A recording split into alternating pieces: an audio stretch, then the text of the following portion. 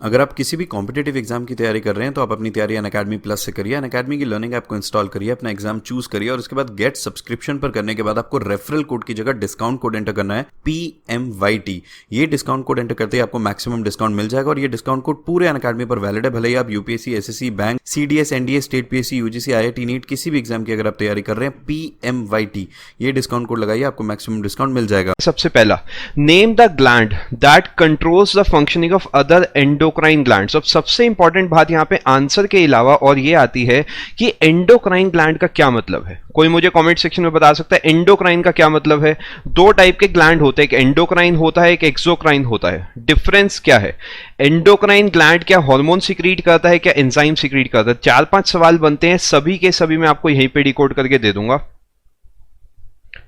देखो, endocrine gland जो होता है ना, यहां पे एक्सो है, ये एक्स के पास आता है जेड, यानी एंजाइम सिक्रीट करने वाला जो है वो एक्सोक्राइन होता है। और जो हार्मोन्स को सिक्रीट करता है, हार्मोन सिक्रीट करने वाला जो ग्लैंड होता है वो एंडोक्राइन ग्लैंड कहलाता है। फटाफट से नोट करो अपने पास। और साथ साथ मुझे इसका भी आंसर दो, कौन सा ऐसा एंडोक्राइन ग्लैंड है जो कि बाकी, कौन सा ऐसा ग्लैंड है जो बाकी एंडोक्राइन ग्लैंड की फंक्शनिंग को कंट्रोल करता है। हिंट देता हूं, इसे मास्टर ग्लैंड भी बोलते हैं। इसका आंसर होगा ऑप्शन नंबर 3, पिट्यूटरी ग्लैंड। अब इससे लेके 2-4 सवाल मेरे पास हैं। पिट्यूटरी ग्लैंड कहां पर लोकेटेड है? Option number A, abdomen. फटाफट से कमेंट सेक्शन में इसका आंसर दो। Option number B, brain, lower part of the brain. Option C, near kidneys,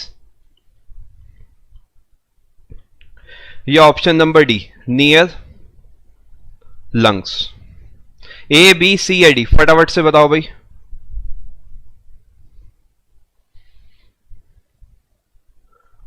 lower part of brain, brain आ रहा है, मैक्सिमम लोगों का आंसर बिल्कुल सही है। Option number B, brain. देखो मैं क्लियर कर देता हूं, पिट्यूटरी ग्लैंड जो है आपके ब्रेन के पास लोकेटेड होता है।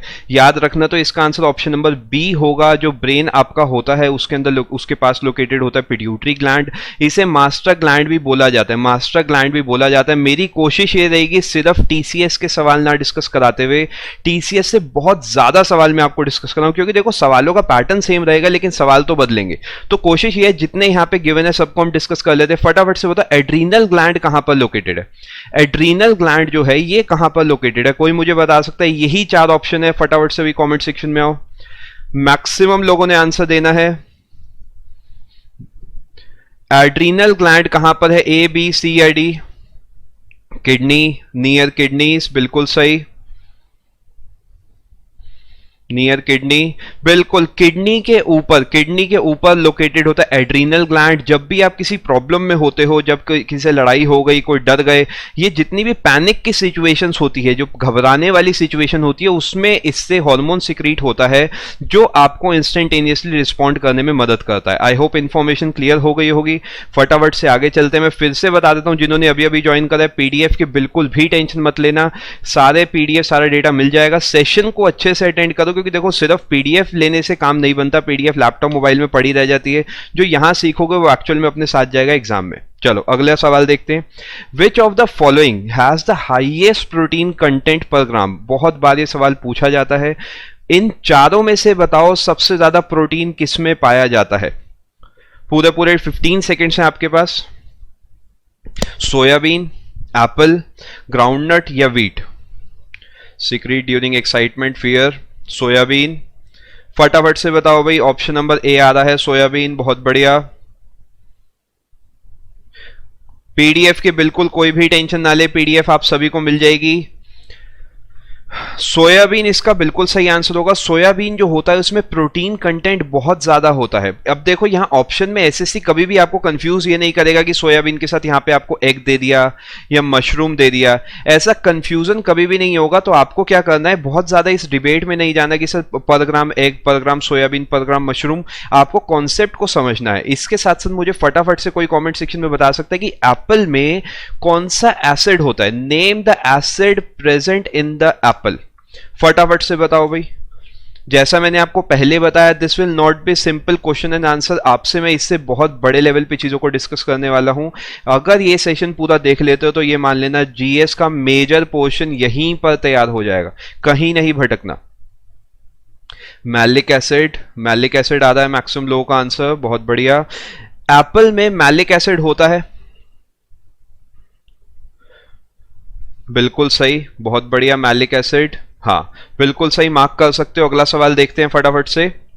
विच of the following is a communicable disease? Communicable disease में देखो कम्युनिकेशन आ रहा है, यानी अगर मैं आपके कांटेक्ट में हूं, आप किसी और के कांटेक्ट में गए, तो बेसिकली ये डिसीज पर्सन ए से पर्सन बी जाएगी, पर्सन बी से पर्सन सी जाएगी, पर्सन सी से पर्सन डी जाएगी, यानी ये कम्युनिकेशन से अगर आप किसी से मिलोगे, बात करोगे, तो उससे ट्रांसफर हो सकती है। अब एक चीज ध्यान रखना, बहुत लोगों को लगता है जो अस्थमा है, अस्थमा क्योंकि आपकी रेस्पिरेटरी डिसीज है, रेस्पिरेशन से आपकी सांस की नली फेफड़ों से जुड़ी है, बहुत लोगों को लगता है कि हो सकता है ये कम्युनिकेबल हो, लेकिन ये कम्युनिकेबल नहीं होती। याद रखना, डायबिटीज जो है जिसे शुगर बोलते हो जनरली, ये भी कम्युनिकेबल नहीं होती। इसका करेक्ट आंसर होगा option number C, measles. Which hormone leads to the expulsion of milk from the breast during suckling? इनमें से कौन सा ऐसा हार्मोन है जो कि मिल्क सीक्रीशन में मदद करता है? इनमें से कौन सा ऐसा हार्मोन है जो मिल्क सीक्रीशन में मदद करता है? फटाफट से बताओ भाई। प्रोजेस्टेरॉन। अब देखो ये नाम बहुत ट्रिकी है, इस सवाल पे मैं स्टार बना रहा हूं। चारों के चारों जो हार्मोन्स है सबके सब फीमेल बॉडी से जुड़े हुए हैं, प्रोजेस्टेरॉन, एस्ट्रोजन, ऑक्सीटोसिन, प्रोलैक्टिन। अब एक चीज मैं आपको तरीका याद दिलाता हूं, मिल्क अगर वर्ड दिख जाए, क्या मैं कह सकता हूं मिल्क का मतलब लैक्ट से जुड़ा है, यानी लैक्टिक लगा दूं, लैक्टोज लगा दूं, गैलेक्टोज लगा दो, जितने भी ये लैक्ट वर्ड वाली चीजें होंगी, ये हिंट मैं आपको दे रहा हूं, ये जुड़ा होगा किसी ना किसी तरीके मिलके। मैक्सिमम केसेस में इससे ही आप आंसर को डिकोड कर सकते हो। प्रोलैक्टिन हार्मोन सीक्रेट होता है जो ब्रेस्ट से मिल्क का एक्सपल्जन होता है, उस केस में। जो प्रोजेस्टेरॉन है, एस्ट्रोजन है, ऑक्सीटोसिन है, इनका काम मिल्क सीक्रीशन से जुड़ा हुआ नहीं होता, भले ये फीमेल बॉडी में ही पाए जाते हैं। इसका करेक्ट आंसर होगा ऑप्शन नंबर 4, प्रोलैक्टिन। सभी लोग भाई एक बार फटाफट से कमेंट सेक्शन में आओ, सभी को समझ आ रहा है, कोई दिक्कत तो नहीं हो रही?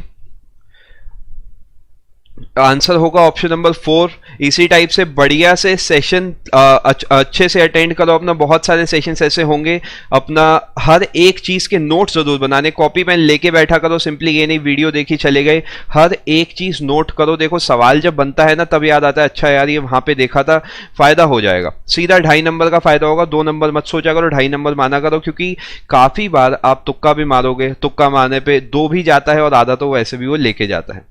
चलो बहुत बढ़िया, प्रोलैक्टिन बिल्कुल सही आंसर आ रहा है। Which cells in our body are popularly called soldiers of the human body? अब यहां पर सिर्फ एक सवाल नहीं, मैं आपसे कम से कम 2 से 3 सवाल पूछूंगा, पहले इनका आंसर दो। आपकी बॉडी के जो रक्षक हैं वो किसे बोला जाता है? इन चारों में से ऐसे कौन से हैं जिन्हें रक्षक बोला जाता है? यूसिनोफिल्स, व्हाइट ब्लड सेल्स यानी WBC, RBC यानी रेड ब्लड सेल, मैक्सिमम लोगों का आधा है WBC। बहुत बढ़िया, फटाफट से आओ भाई सभी लोग आंसर दो। WBC बिल्कुल सही। अब देखो यूसिनोफिल्स जो है बेसोफिल्स है, ये भी आपके इनडायरेक्टली WBC से जुड़े हैं, बट हमें जब एक जनरल टर्म वहां पे दिख रही है, हम हमेशा उसे ही फॉलो करते हुए चलेंगे।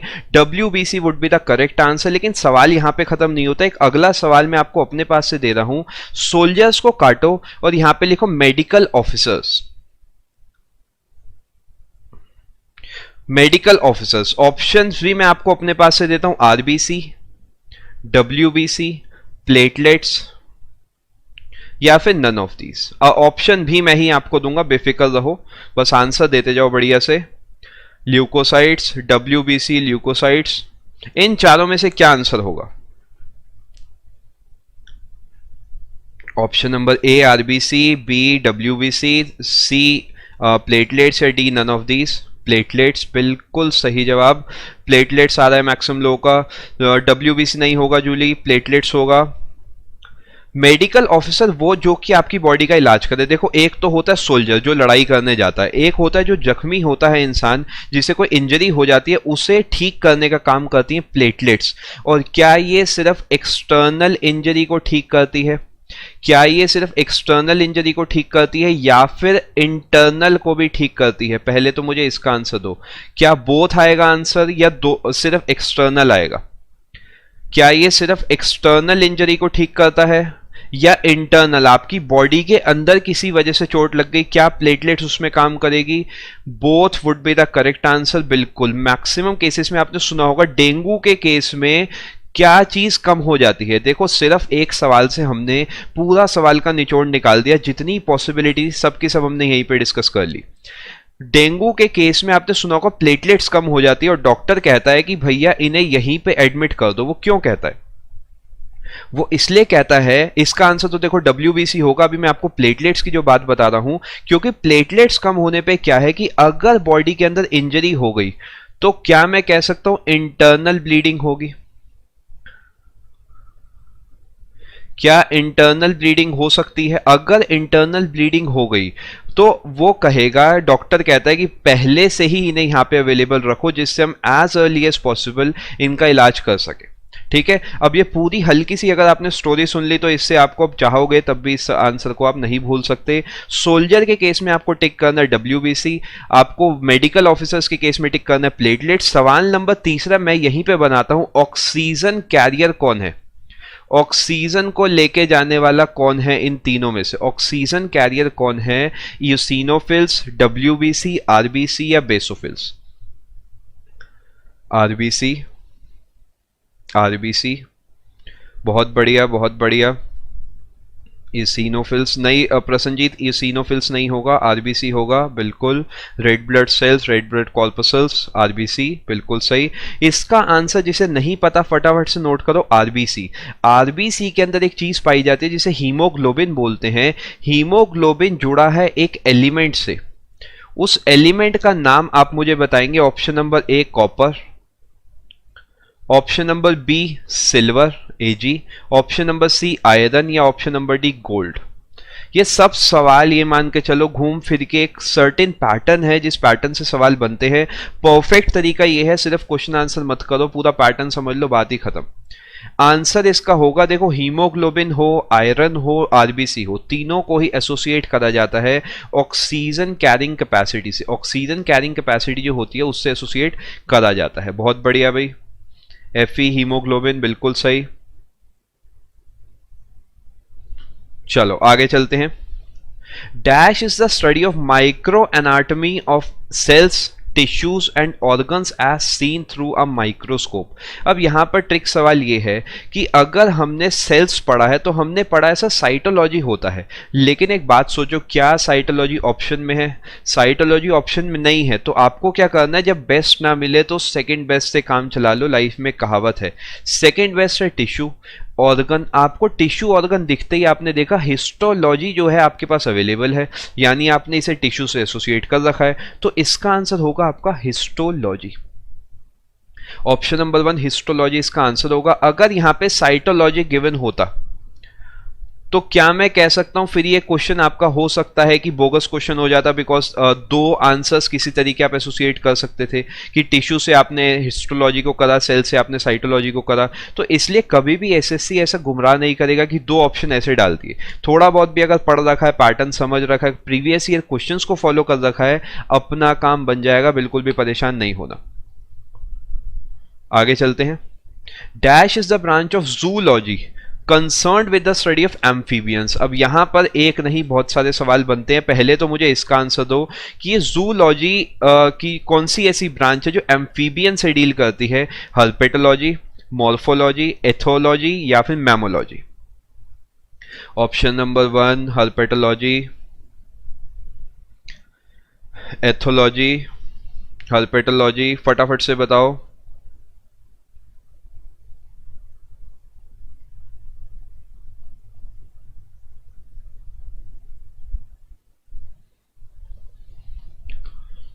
फटाफट से जिन्होंने अभी अभी ज्वाइन करा भाई, हेलो गुड इवनिंग, फटाफट से आओ भाई, आंसर दो। फर्स्ट ऑप्शन आ रहा है मैक्सिमम लोगों का हर्पेटोलॉजी। अब एम्फीबियन क्या होते हैं, दूसरा सवाल मेरा ये आता है, क्या ये वो होते हैं जो कि विंटर्स एंड समर्स दोनों में, अब ऑप्शन नंबर है विंटर्स एंड समर्स में जिनका ब्लड टेम्परेचर सेम रहता है, क्या ये वो होते हैं जो लैंड एंड वाटर दोनों पे रह लेते हैं? क्या ये वो होते हैं जो कोल्ड ब्लडेड होते हैं? क्या ये वो होते हैं जो हॉट ब्लडेड होते हैं? कोई मुझे इसका आंसर दे सकता है? आप बताओ, विंटर समर जिनका ब्लड टेम्परेचर सेम रहता है, लैंड एंड वाटर में रहने वाले, कोल्ड ब्लडेड या हॉट ब्लडेड? आंसर होगा लैंड एंड वाटर, दोनों में रहने वाले हैं, बिल्कुल ऑप्शन नंबर बी होगा सही, लैंड एंड वाटर दोनों में रहने वाले, यानी जो जमीन पर और पानी पे दोनों में रह सकते हैं। एग्जाम्पल आप इसमें सबसे कॉमन जो आपने सुना होगा फ्रॉग सुना होगा। जूलॉजी जो है क्या ये एनिमल से डील करता है या फिर ये डील करता है प्लांट्स से? 150 लिखने का है, इससे बहुत ऊपर सवाल मैं यहाँ पे आपके डिस्कस कराने वाला हूँ, बेफिक्र रहना, नंबर को छोड़ो, बस हर एक सवाल का फुल इंटेंसिटी से आंसर दिए जाओ, कुछ ही पलों बाद आपको लगेगा कि आपकी तैयारी पहले से बहुत ही बढ़िया है। जूलॉजी, बॉटनी, प्लांट्स, बिल्कुल जूलॉजी, देखो जू का मतलब एनिमल से जुड़ा हुआ है, तभी आपने सुना होगा जू जाते हो तो वहां एनिमल्स देखने जाते हो। अगर प्लांट्स की मैं बात करूंगा तो यहां पे बॉटनी वर्ड आ जाएगा। प्लांट्स के लिए फटाफट से नोट करो, जिसे नहीं पता, botany would be the correct word, animals के लिए zoology would be the correct word. आगे चलते हैं, इसका आंसर हर्पेटोलॉजी होगा, जो एम्फीबियंस या जनरली जो रेप्टाइल्स होते हैं, रेप्टाइल्स की स्टडी को भी यही बोला जाता है, ध्यान में रखना, अगली बार हो सकता है सवाल पलट जाए। Dash is a scientific discipline, ये बात ध्यान रखना, स्टार बना रहा हूं, ये स्टडीज से इस बार बहुत सवाल देखने को मिले हैं कि इसकी स्टडी को क्या बोलते हैं, उसकी स्टडी को क्या बोलते हैं, ये सब चीजें बहुत इस बार देखने को मिली है। फटाफट से एक सवाल ये पढ़ो जिसमें plant, pollen, spores, certain microscopic planktonic organisms, living fossil दोनों में ही। पीडीएफ की बिल्कुल भी टेंशन मत करना, पीडीएफ आप सभी को मिल जाएगी, बस सेशन अच्छे से अटेंड करो, जिससे जब पीडीएफ को आप रिसीव करो तो पहले से ही सारा डेटा दिमाग में हो, सिर्फ आपको पीडीएफ को रिवाइज करना पड़े, पहली बार ना पढ़ना पड़े। Plant, pollen, spores, certain microscopic planktonic organisms, living में भी और डेड यानी फॉसिल फॉर्म में भी, इन सबकी स्टडी को क्या बोला जाता है? बताओ फटाफट से। पॉलन से ही अपना आंसर सही बन जाएगा, जो पॉलन की स्टडी होती है उसे आप सीधा सीधा बोलते हो पैलिनोलॉजी बोला जाता है उसे। डेंड्रोलॉजी अगर वर्ड आपको दिख रहा है, डेंड्रोलॉजी वर्ड अगर आपको दिख रहा है, ये किसकी स्टडी को बोलते हैं, किसकी स्टडी को बोलते हैं डेंड्रोलॉजी? मैं आपको ऑप्शन देता हूं, ये क्या फॉसिल की स्टडी को बोलते हैं, ये क्या ट्रीज की स्टडी को बोलते हैं, ये क्या रेप्टाइल्स की स्टडी को बोलते हैं, या क्या ये आपका टर्टल की स्टडी को बोलते हैं? कुछ भी ऑप्शन आ सकता है, अगर आपको पता है अपना काम बन जाएगा। फटाफट बताओ। डेंड्रोलॉजी जो होता है, ट्रीज की स्टडी को बोला जाता है, ट्रीज की स्टडी को डेंड्रोलॉजी बोला जाता है।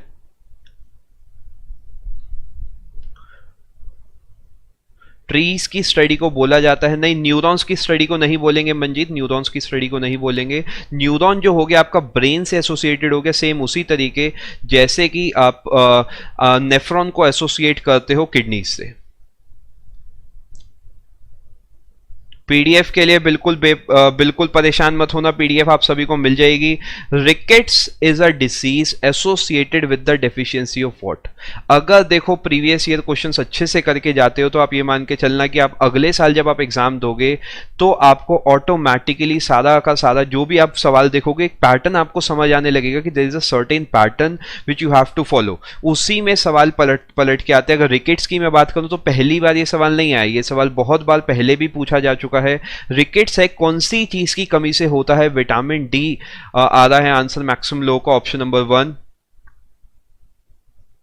ऑप्शन नंबर 1 होगा बिल्कुल सही आंसर, विटामिन डी। सवालों को थोड़ा सा पलटते हैं, रिकेट्स की जगह मैं लिखता हूं स्कर्वी, इसी ऑप्शन में मुझे आंसर दो। Scurvy is a disease associated with the deficiency of what? सिर्फ प्रीवियस ईयर सवाल नहीं करके जाने, नया भी पढ़ के जाना है, मैं नया भी आपको साथ साथ ही करा रहा हूं। रिकेट्स के केस का आंसर होगा आपका, रिकेट्स का आंसर होगा विटामिन डी। स्कर्वी का आंसर क्या होगा इसमें से? हाँ, विटामिन सी फॉर स्कर्वी, बहुत ही बढ़िया, विटामिन सी फॉर स्कर्वी। यहां पे मैं लिखता हूं आपके लिए for example night blindness, night blindness, फिर से यही 4 ऑप्शन है। मेरा टारगेट ये है कि यहीं पे आपको चारों के चारों ऑप्शन डिकोड करके दे दूं, परेशान बिल्कुल नहीं होना। नाइट ब्लाइंडनेस के केस में आपको बताना है विटामिन ए, बिल्कुल सही भाई, बहुत बढ़िया। फॉर योर रेफरेंस जो रिकेट्स वाले का आंसर होगा विटामिन डी होगा। विटामिन डी की कमी से क्या होता है, रिकेट्स बीमारी हो जाती है जिसमें जो बोन्स हैं वो वीक हो जाती हैं, जो बोन्स हैं वो बिल्कुल स्ट्रेट की जगह हल्की सी टेढ़ी हो जाती है, चलने में बहुत परेशानी होती है उस केस में। अब मैं आपको क्लियरली बता देता हूँ, जो जना पीडीएफ के लिए परेशान है भाई, पीडीएफ के लिए बिल्कुल भी परेशान मत होना, आपको लिंक मिल जाएगा। प्रतियोगिता मंत्रा आपको सर्च करना है टेलीग्राम चैनल पे, सारी की सारी पीडीएफ आपको वहां मिल जाएगी। ये जो मैं आपको पढ़ा रहा हूँ सेशन, ये भी आपको वहीं पे मिल जाएगा, परेशान बिल्कुल मत होना पीडीएफ के लिए। आगे चलो, during photosynthesis green plants use energy from sunlight to synthesise क्या। यहां पर ही सवाल रुक जाना चाहिए था, इससे आगे अगर जाओगे तो जरूरत नहीं है, एक्स्ट्रा इंफॉर्मेशन है, एक्स्ट्रा इंफॉर्मेशन पढ़ना चाहो पढ़ सकते हो, लेकिन यहीं पे आंसर आ जाना चाहिए। फोटोसिंथेसिस में क्या बनता है, from CO2 and water.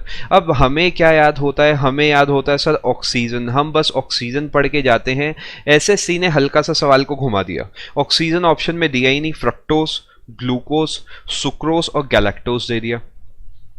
Glucose, हाँ देखो जो प्लांट होता है जनरली स्पीकिंग वो क्या काम करता है, वो क्या काम करता है, एक तो वो ऑक्सीजन बनाता है और इसके अलावा वो क्या करता है, वो फूड बनाता है। हम दो चीजें लेते हैं प्लांट से, एक तो हम ऑक्सीजन लेते हैं, एक हम खाना लेते हैं। ऑक्सीजन तो ऑप्शन में है नहीं, दूसरा होगा फूड। अब फूड किस रूप में बनाएगा, फूड बनाता है ग्लूकोज के रूप में। बेसिकली जो आपका CO2 होती है वो वाटर के साथ सनलाइट की प्रेजेंस में मिलती है और आपको बनाती है ग्लूकोज और ऑक्सीजन, ये आपको प्रोवाइड वो कर देती है। इसका करेक्ट आंसर होगा ग्लूकोज। आगे चलते हैं, सवाल आ गया आपका जो मैं ऑलरेडी डिस्कस कर चुका हूं, ये इस साल के सवालों में भी पूछा गया है। विच of the following acid is found in Apple. फटाफट से भाई कमेंट सेक्शन में आओ। फ्रक्टोस नहीं होगा प्रिंस, फ्रक्टोस नहीं होगा, ग्लूकोस होगा। ऑप्शन नंबर 4 आ रहा है, आरती, जूली, मंजीत, 4 बिल्कुल सही। Option number 4 malic acid. Malic acid बिल्कुल सही आंसर होगा। विच of the following acid is found in Apple. Apple के केस में आपका होता है मैलिक एसिड, मैलिक एसिड पाया जाता है, ठीक है। अब अगर मैं आंट बाइट की बात करता हूं या किसी भी कोई भी छोटी चींटी किसी को काटती है तो उस बाइट में कौन सा एसिड होता है, यही 4 ऑप्शन आपके सामने हैं। जो आंट बाइट होती है, कोई छोटा इंसेक्ट काटता है, उसमें कौन सा एसिड होता है, sulphuric acid, nitric acid, formic acid या फिर malic acid. Formic acid, formic acid आ रहा है मैक्सिमम लोगों का। रेडांट फॉर्मिक एसिड, हाँ। जिसे नहीं पता फटाफट से नोट करो, जो बाइट होती है आंट की या जनरली छोटे इंसेक्ट्स की, फॉर्मिक एसिड उसमें पाया जाता है। नाइट्रिक एसिड का जो यूज है जनरली नाइट्रोजन आपको यहाँ पे दिख रहा है तो फर्टिलाइजर्स के केस में इस्तेमाल हो सकता है। और सल्फ्यूरिक एसिड एप्पल में बिल्कुल नहीं होगा क्योंकि सल्फ्यूरिक एसिड बहुत ही ज्यादा इंटेंस एक तरीके से एसिड है, स्ट्रॉन्ग एसिड है, तो ये एप्पल के अंदर नहीं पाया जाएगा। इसका जनरली इस्तेमाल जो पहले की आपकी बैटरीज होती थी उसमें किया जाता था। आगे चलते हैं, इसका करेक्ट आंसर एप्पल का होगा, अब मैलिक एसिड पाया जाता है। अगला सवाल देखते हैं, विच of the following gases reduce the oxygen carrying capacity of the blood. बढ़िया सवाल है, बहुत सारे बच्चों का यह सवाल गलत हुआ है। Carbon monoxide, carbon dioxide, nitric oxide या नाइट्रस ऑक्साइड।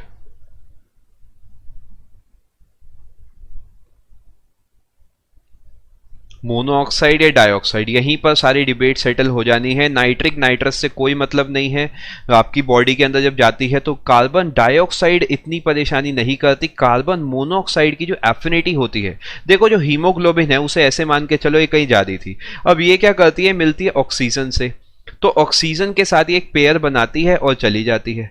लेकिन अगर इसे रास्ते में मिल गई कार्बन मोनोऑक्साइड तो ये इसके साथ पेयर बनाना पसंद करती है। अब अगर मान लो इसने इसके साथ पेयर बना दिया तो फिर ये पेयर तो टूट जाएगा। अब ऑक्सीजन अगर बॉडी तक नहीं पहुंचेगी तो क्या होगा, तो प्रॉब्लम होगी। बॉडी तक अगर ऑक्सीजन नहीं पहुंच रही तो क्या ग्लूकोज आपका एनर्जी में कन्वर्ट हो पाएगा, ग्लूकोज एनर्जी में कन्वर्ट नहीं हो पाएगा। अब अगर ग्लूकोज एनर्जी में कन्वर्ट नहीं होगा तो आपकी बॉडी वीक हो जाएगी, बेसिक सा फंडा है ये। यानी आपकी बॉडी को काम करने के लिए आपको कार्बन मोनोऑक्साइड की प्रेजेंस नहीं होनी चाहिए, ये चीज ध्यान रखना। कार्बन मोनोऑक्साइड होगा इसका सही answer. The deficiency of which nutrient causes night blindness. ये सवाल को आप ये भी कह सकते हो कि अगर आपने पुरानी चीज़ पढ़ रखी है, आप प्रीवियस ईयर फॉलो करके जाते हो जैसे मैं आपको अभी करा रहा हूँ, तो इस सवाल को आप ऐसे भी कह सकते हो सर ये तो क्वेश्चन रिपीट हो गया। Vitamin A, proteins, vitamin K या vitamin C? Vitamin A, vitamin A,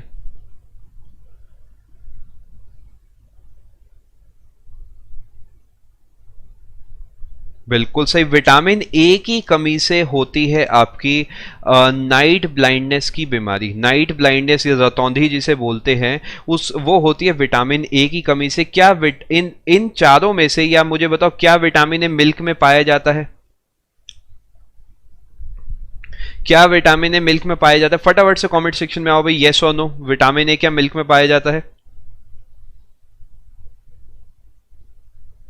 yes. इनमें से कौन सा ऐसा है जो मिल्क में कभी नहीं पाया जाएगा, जो जनरली मिल्क से एसोसिएटेड नहीं है? विच of the following four options is not associated? Not पे ध्यान देना, नॉट कैपिटल एंड बोल्ड में है भाई। विटामिन सी क्या मिल्क में होगा? पहले तो इस पे फोकस करो, क्या विटामिन सी होगा? प्रोटीन होते हैं, प्रोटीन होते हैं। देखो विटामिन सी कभी भी नहीं होगा, ये बात ध्यान देना। विटामिन के भी वैसे डायरेक्टली एसोसिएट नहीं होगा, लेकिन विटामिन सी जो है ये मोस्ट प्रोमिनेंट माना जाएगा इन चारों ऑप्शन में से। आगे चलते हैं, इसका आंसर नाइट ब्लाइंडनेस वाले का आपका होगा विटामिन ए। आगे चलो, what is the popular name of ascorbic acid? Ascorbic acid का पॉपुलर नाम क्या है भाई? फटाफट से बताओ।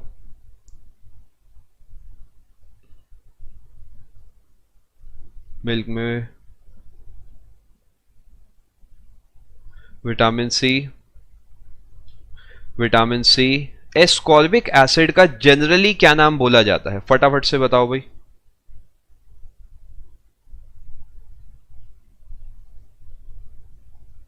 पीडीएफ बिल्कुल मिलेगा, पीडीएफ के लिए बिल्कुल परेशान मत होना। एस्कॉर्बिक एसिड का जो जनरल नाम है वो आपका होता है विटामिन सी। विटामिन सी क्या मैं कह सकता हूं, ये सिट्रस फ्रूट्स में मिल सकता है आपको। सिट्रस यानी खट्टे फलों के अंदर, खट्टी चीजों के अंदर आपको मिलता है। और क्या मैं कह सकता हूं, एक सिट्रिक एसिड है वो भी एसोसिएटेड है इसी चीज से, सिट्रिक एसिड हो गया। और भी काफी सारी चीजें जो आपकी खट्टी होती हैं और वो विटामिन सी से डायरेक्टली या इनडायरेक्टली एसोसिएटेड होती हैं। आगे चलो, विच of the following is a vestigial organ? Vestigial organ का अगर मतलब पता है तो आप बता सकते हो, यानी जो है तो लेकिन किसी काम का नहीं है। जो है तो लेकिन किसी काम का नहीं है, बताओ भाई। अब हार्ट, अब बस ये सोचो क्या ऐसा है जिसके बिना आपका काम नहीं चल सकता?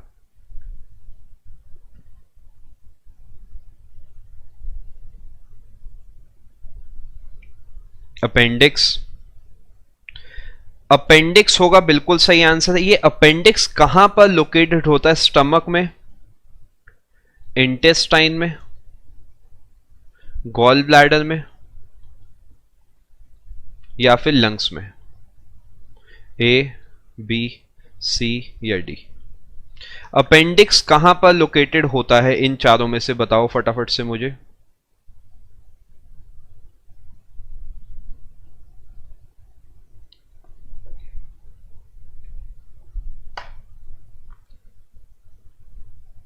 स्टमक, इंटेस्टाइन, गॉल ब्लैडर या लंग्स?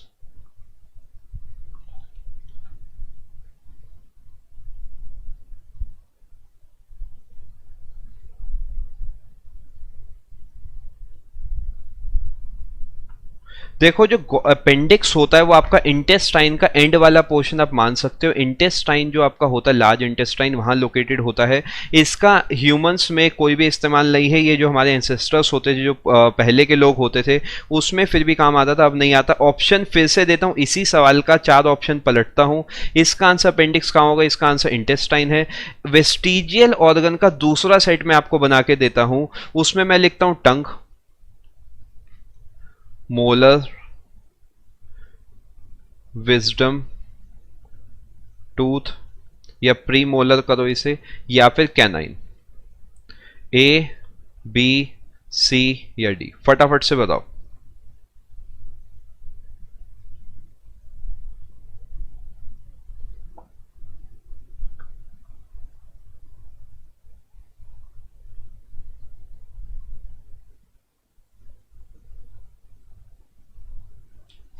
टंग, प्रीमोलर, कैनाइन या फिर विजडम टूथ।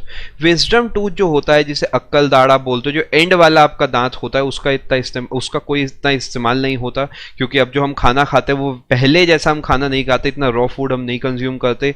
टंग का इस्तेमाल है, बिल्कुल है। प्रीमोलर्स का इस्तेमाल है, बिल्कुल है। कैनाइंस का इस्तेमाल है, बिल्कुल है।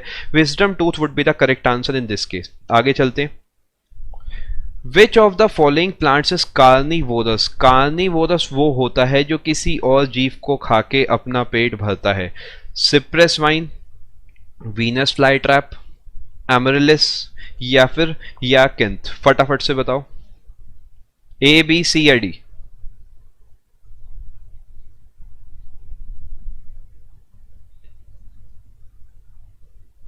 वीनस फ्लाई ट्रैप, बिल्कुल। ये जो एनसीईआरटीज आपने बचपन में पढ़ी होंगी, अभी भी आप अगर फॉलो करते तो उसमें भी आपको मिल जाएगा। वीनस फ्लाई ट्रैप जो है ये इंसेक्ट्स को खाता है और उससे अपने अंदर जो न्यूट्रिशन इसे चाहिए होता है वो इसे मिलता है। Venus fly trap would be the correct answer, option number B, बिल्कुल सही, Venus fly trap. Which of the following is the third stage in the metamorphosis of a butterfly. अब ये मेटामॉर्फोसिस इतना भारी भरकम नाम है, इसका क्या मतलब है? इसका मतलब यह है कि जब एक बटरफ्लाई बनती है, एक स्टेज पहला होगा, एक दूसरा होगा, तीसरा होगा, चौथा होगा। इसमें जो थर्ड स्टेज है ये क्या है? फटाफट से बताओ।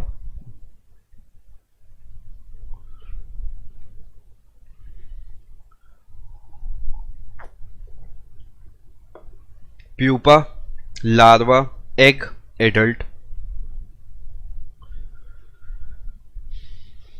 देखो वैसे भी आप पता है चीजों को आसानी से एलिमिनेट कर सकते हो। देखो एग ऑब्वियसली स्टार्टिंग में होगा। मैं आपको एलिमिनेशन मेथड बता रहा हूं, मान लो आपको नहीं पता कुछ, आपको थर्ड स्टेज तक जाना है, तो देखो स्टार्टिंग एग से होती है, एंड में एडल्ट बनता है। अगर आप इस टाइप से एलिमिनेट भी चीजों को करोगे तो भी 4 में से 2 तो ऐसे ही बाहर हो गए। आंसर करेक्ट होगा प्यूपा, जो थर्ड स्टेज होती है बटरफ्लाई के बनने की। बटरफ्लाई को एडल्ट भी बोला जाता है, तो उसका आंसर होगा आपका pupa. Pupa is the third stage in the Metamorphosis या फिर life cycle of a butterfly. What is the definition of the term hibernation? Egg, larva, pupa, adult, बिल्कुल सही। फटाफट से बताओ, हाइबरनेशन का इनमें से क्या मतलब हो सकता है? Building of a habitat nest by bird to save themself. Hibernate, आपने अगर पहले आप लैपटॉप या पीसी इस्तेमाल करते थे, अब भी कईयों में होता है, हाइबरनेट मोड होता है। इसका मतलब यह है कि जो कंप्यूटर है वो बंद हो जाएगा, लेकिन वो पूरे तरीके बंद नहीं होगा, बैकग्राउंड में थोड़ी सी एनर्जी इस्तेमाल करके वो अवेक रहेगा। यानी जो आपके सर्दी वाले इलाके होते हैं, जैसे कि पोल्स की अगर मैं बात करूं, वहां पे इतनी ठंड होती है काफी महीने तक बिल्कुल भी वो शिकार नहीं कर पाते जो एनिमल्स होते हैं, सच एज पोलर बियर। तो वो क्या करता है, वो सो जाता है, वो सिंपली सो जाता है। State of reduced metabolic activity during winter season among सब एनिमल्स। वो कुछ महीनों के लिए लगातार सो जाएगा। बॉडी के जो बेसिक ऑर्गन हैं जो चलने चाहिए सिर्फ वो चलेंगे, बाकी बिल्कुल वो आपको ऐसा लगेगा वो बेहोश है, मर गया है। यानी ये जितनी सिचुएशन होती है हाइबरनेशन बोलते हैं। जब फिर से जो एक्सट्रीम विंटर है ये खत्म होके नॉर्मल टेम्परेचर्स की तरफ सर्वाइव करने लायक टेम्परेचर की तरफ जब आता है, उस केस में वो फिर से वापस उठ के अपने काम पे लग जाता है। इसका करेक्ट आंसर होगा ऑप्शन नंबर 3, आपका a state of reduced metabolic activity during winter season among some animals. आगे चलें। अच्छा, पीडीएफ को लेके कोई परेशान मत होना। अभी भी काफी लोग सोच रहे पीडीएफ का क्या होगा, पीडीएफ का कैसे होगा। पीडीएफ आपको पूरी मिल जाएगी, परेशान नहीं होना है। जो मैं अभी आपको पढ़ा रहा हूँ इसकी भी, इससे पहले जो सेशन आपका कल इंग्लिश का हुआ उसकी भी, आगे आने वाले सेशन के भी आपको टेलीग्राम ज्वाइन करना है। प्रतियोगिता मंत्रा सर्च कर लेना, आप हमारे ग्रुप को ज्वाइन करो, वहां पे सारी पीडीएफ आपको ईजिली मिल जाएंगी, बिल्कुल परेशान होने की नीड नहीं है। How many canine teeths does an adult human have. ये बहुत लोग गलत करके आए हैं। कितने कैनाइन होते हैं एक एडल्ट ह्यूमन में? अब ये एडल्ट वर्ड देना एसएससी के लिए क्यों जरूरी था, इस पे भी बात करेंगे। पहले तो मुझे इसका आंसर दो, हमारे अंदर, हमारे पास कितने कैनाइन होते हैं? 2, 4, आरती का 4 आया, मंजीत 4, जूली 2, प्रसन्नजीत 2, विवेक 4, प्रसन्नजीत 4, विक्रम 4, साक्षी 4, फटाफट से बताओ भाई। देखो एक लॉजिक मैं आपको बताता हूँ मंजी, 2122 नहीं होगा। एक बार सोचो 2122 अगर होता है तो आप 7 का पेयर बनता है, 7 4 28 हो जाएगा।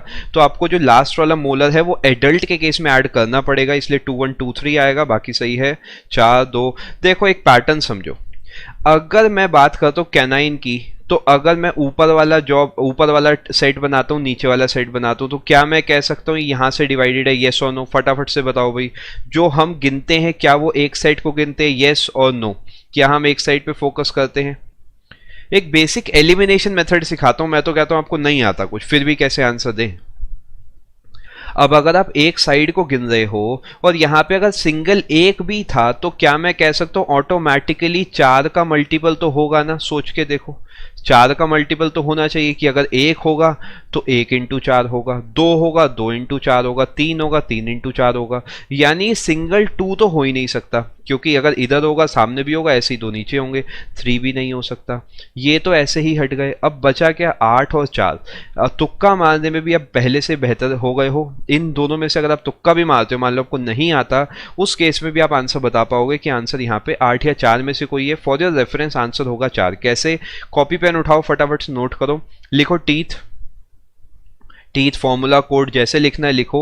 एडल्ट की अगर मैं बात करता हूं, एडल्ट का होता है 2123 अपॉन 2123, यानी 2 1 2 3। 2 आपके होंगे सबसे पहले इंसिजर्स, फिर 1 होगा कैनाइन, फिर 2 होंगे प्रीमोलर और 3 होंगे आपके मोलर। टोटल करके देखो, 2 2 4 5 3 8।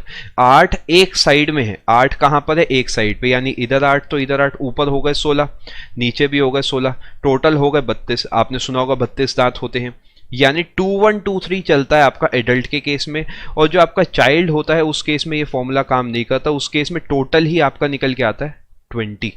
एडल्ट के केस में याद रखना 2123 होगा आपका करेक्ट फॉर्मूला। चले भाई आगे। विच of the following creatures is ओवीपैरस? ओवीपैरस कौन सा है? मैं आपको यहां पे उसका भी फॉर्मूला बता देता हूं। अगर मैं चाइल्ड की बात आपसे करता हूं, चाइल्ड के केस में भी लिख लो 2102 अपॉन 2102, यानी इंसिजर्स 2 ही रहेंगे, कैनाइन 2 ही रहेंगे, ये चेंज नहीं होते। प्री मोलर नहीं होता और मोलर होते हैं 2, यानी टोटल आता है 5। 5 में भी ये देखो, अगर एक साइड पे 5, इधर भी 5, नीचे इधर 5, इधर 5, टोटल हो गया आपका 20। अब आ जाओ फिर से इस सवाल पे अपने। विच of the following creatures is ओवीपैरस? ओवीपैरस क्या होता है और वीवीपैरस क्या होता है? ओवीपैरस क्या एग देता है या क्या ये यंग वन देता है? एग लेइंग और young one laying. Frog, egg laying, ओवीपैरस, बिल्कुल सही। फटाफट से आओ भाई सभी लोग कमेंट सेक्शन में। ओवीपैरस जो होता है, जो वो होता है एग लेइंग, यानी जो अंडा देता है। जो वीवीपैरस होता है वो होता है जो यंग वन, यानी जो एक्चुअल में बच्चा पैदा करता है, वो आपका वीवीपैरस होता है। अगर मैं ह्यूमंस की, मैमल्स की बात करूं तो वीवीपैरस की कैटेगरी में आएंगे। ओवीपैरस इस केस में कौन होगा? फ्रॉग होगा। फ्रॉग ही इनमें से ऐसा है जो कि आपका ओवीपैरस है। विच of the following is the smallest bird in the world? ये नाम पक्का सुना होगा, स्मॉलेस्ट, लार्जेस्ट। आप स्टार्टिंग में इन जनरल भी आप जरूर याद करके जाना, पता होना चाहिए सबसे छोटा एग किसका है, सबसे छोटा बर्ड कौन सा है। रॉबिन, फिंच, डायमंड फायरटेल या bee hummingbird? Bee hummingbird.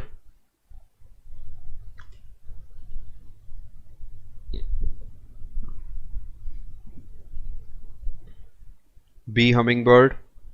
Option number 4 bee hummingbird बिल्कुल सही आंसर होगा। बी हमिंग बर्ड जो है सबसे छोटा बर्ड है, बहुत छोटा बर्ड होता है ये। Who discovered the first vaccine for small pox? सबसे पहली वैक्सीन स्मॉल पॉक्स की किसने डिस्कवर करी थी? Small pox. ये ध्यान देना, यहाँ पे पेनिसिलिन नाम का कोई चीज की बात नहीं हो रही है, कीप दिस इन माइंड। यहाँ पर एलेक्जेंडर फ्लेमिंग जो है वो स्मॉल पॉक्स से एसोसिएटेड नहीं है। Alexander Fleming, Louis Pasteur, John Hunter या एडवर्ड जेनर? एडवर्ड जेनर ने आपकी स्मॉल पॉक्स की जो एक बीमारी है उसके लिए वैक्सीन की खोज करी थी।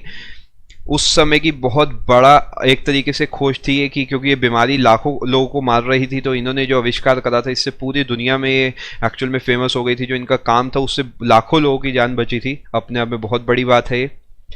आगे चलते हैं। DNA stored majorly in the dash of the cell. फटाफट से बताओ भाई, डीएनए, अब ये मेजरली वर्ड इसलिए लिखा गया है क्योंकि सिर्फ डीएनए न्यूक्लियस में तो नहीं होगा, और भी किसी जगह हो सकता है। मेजरली का मतलब कि मैक्सिमम आप ये मान के चलो क्वांटिटी में कहां पे स्टोर होता है, न्यूक्लियस, गोल्गी बॉडी, साइटोप्लाज्म या प्लाज्मा मेम्ब्रेन। सबसे ज्यादा जो स्टोर होता है वो न्यूक्लियस के अंदर आपका स्टोर होता है, न्यूक्लियस के अंदर आपका डीएनए स्टोर होता है। डीएनए की फुल फॉर्म बताओ भाई, डीएनए की फुल फॉर्म क्या होगी? डीएनए में बस डी की फुल फॉर्म बता दो, डी की, बाकी मैं लिख देता हूं न्यूक्लिक एसिड। थोड़ा बहुत काम मेरी तरफ से हो जाएगा, थोड़ा बहुत काम आपकी तरफ से हो जाए। न्यूक्लिक एसिड, डीएनए में डी की फुल फॉर्म बता दो। डीऑक्सी, सिर्फ डीऑक्सी नहीं होगा, सिर्फ डीऑक्सी नहीं होगा, डीऑक्सी के आगे भी कुछ है, मैं लिख देता हूं यहां पे जिसे नहीं पता, डीऑक्सी राइबो न्यूक्लिक एसिड। और आरएनए की अगर बात करूं, फटाफट से नोट कर सकते हो अपने पास, DNA deoxyribonucleic acid.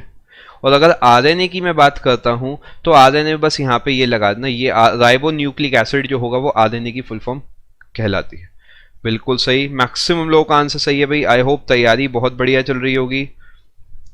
तैयारी में भाई कोई कसर मत छोड़ना, तैयारी हम आपकी पूरी की पूरी तैयारी कराने वाले, बिल्कुल परेशान मत होना तैयारी को लेके। फटाफट से आंसर दो। क्या मैं कह सकता हूं उसी सवाल को बस पलट दिया और कुछ भी नहीं करा इस सवाल में? अभी पहले बात हुई थी इस सवाल की, तब उसी सवाल को पलट के फिर से दे दिया एक दूसरे सेट में। तो ये मान के चलो ये जो सेशन आप अटेंड कर रहे हो इसमें से कई सारे सवाल आपको दोबारा भी देखने को मिल सकते हैं, दोबारा भी आपको देखने को मिल सकते हैं। परेशान बिल्कुल मत हो, बस हर एक सवाल को ऐसे करो कि बार बार परेशान ना होना पड़े, बार बार चीजों को पढ़ना ना पड़े। नाइट ब्लाइंडनेस इनमें से भैया किस चीज की कमी से होता है? विटामिन ए की कमी से होता है नाइट ब्लाइंडनेस, बिल्कुल सही। ऑप्शन नंबर 3 जो है आपका बिल्कुल करेक्ट आंसर होगा। आगे चलो। Name the tissue that transports food, यहीं पर सवाल खत्म हो जाता है, to various parts of a plant. फटाफट से बताओ भाई, फूड कैरिंग टिश्यू कौन सा है प्लांट के अंदर? दो मेन है जो ट्रांसपोर्टर आपकी बॉडी में होते हैं, जाइलम, फ्लोएम।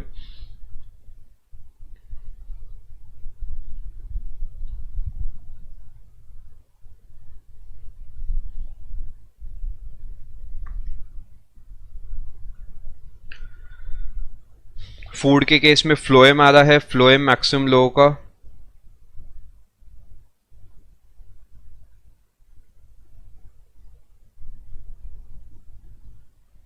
फ्लोएम, देखो फ्लोएम में एफ फ की आवाज आ रही है, फूड में भी आ रही है, बात ही खत्म, अपना परेशान नहीं होना। फ्लोएम जो है वो फूड से एसोसिएटेड, जो जाइलम है वो आपका एसोसिएटेड है वाटर से, यानी जो वाटर कैरिंग आपका टिश्यू होता है वो आपका होता है जाइलम, जो फ्लोएम होता है वो फूड कैरिंग टिश्यू आपका होता है।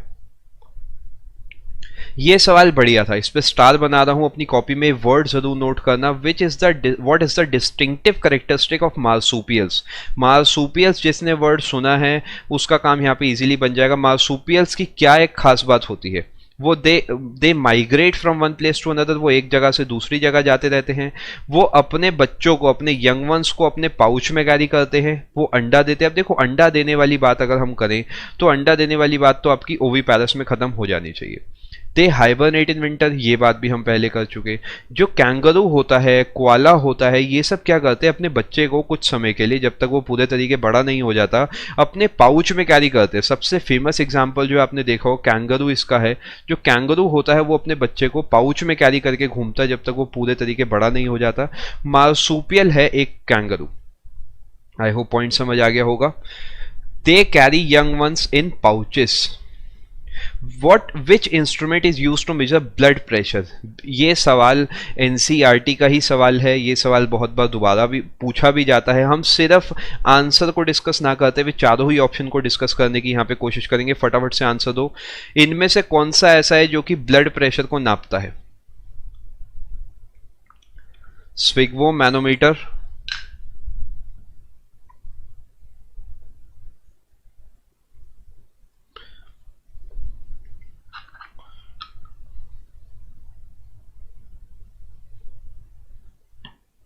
देखो, जो स्विग्मोमैनोमीटर जो होता है वो आपका ब्लड प्रेशर यानी बीपी को नापने में काम आता है।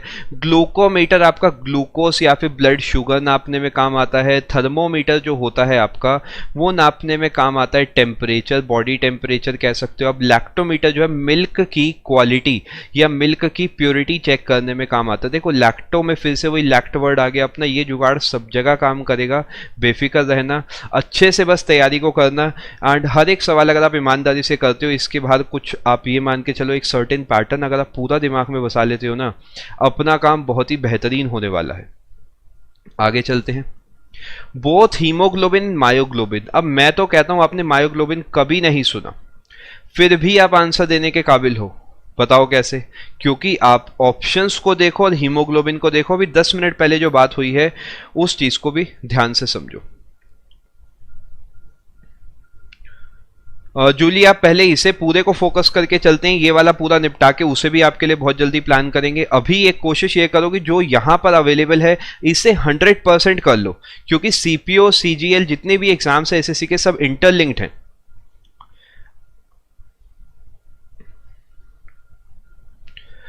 हीमोग्लोबिन मायोग्लोबिन जो है उन्हें क्या चाहिए बनने के लिए? Vitamin B12, calcium, vitamin A या फिर आयरन? बताओ भाई फटाफट से।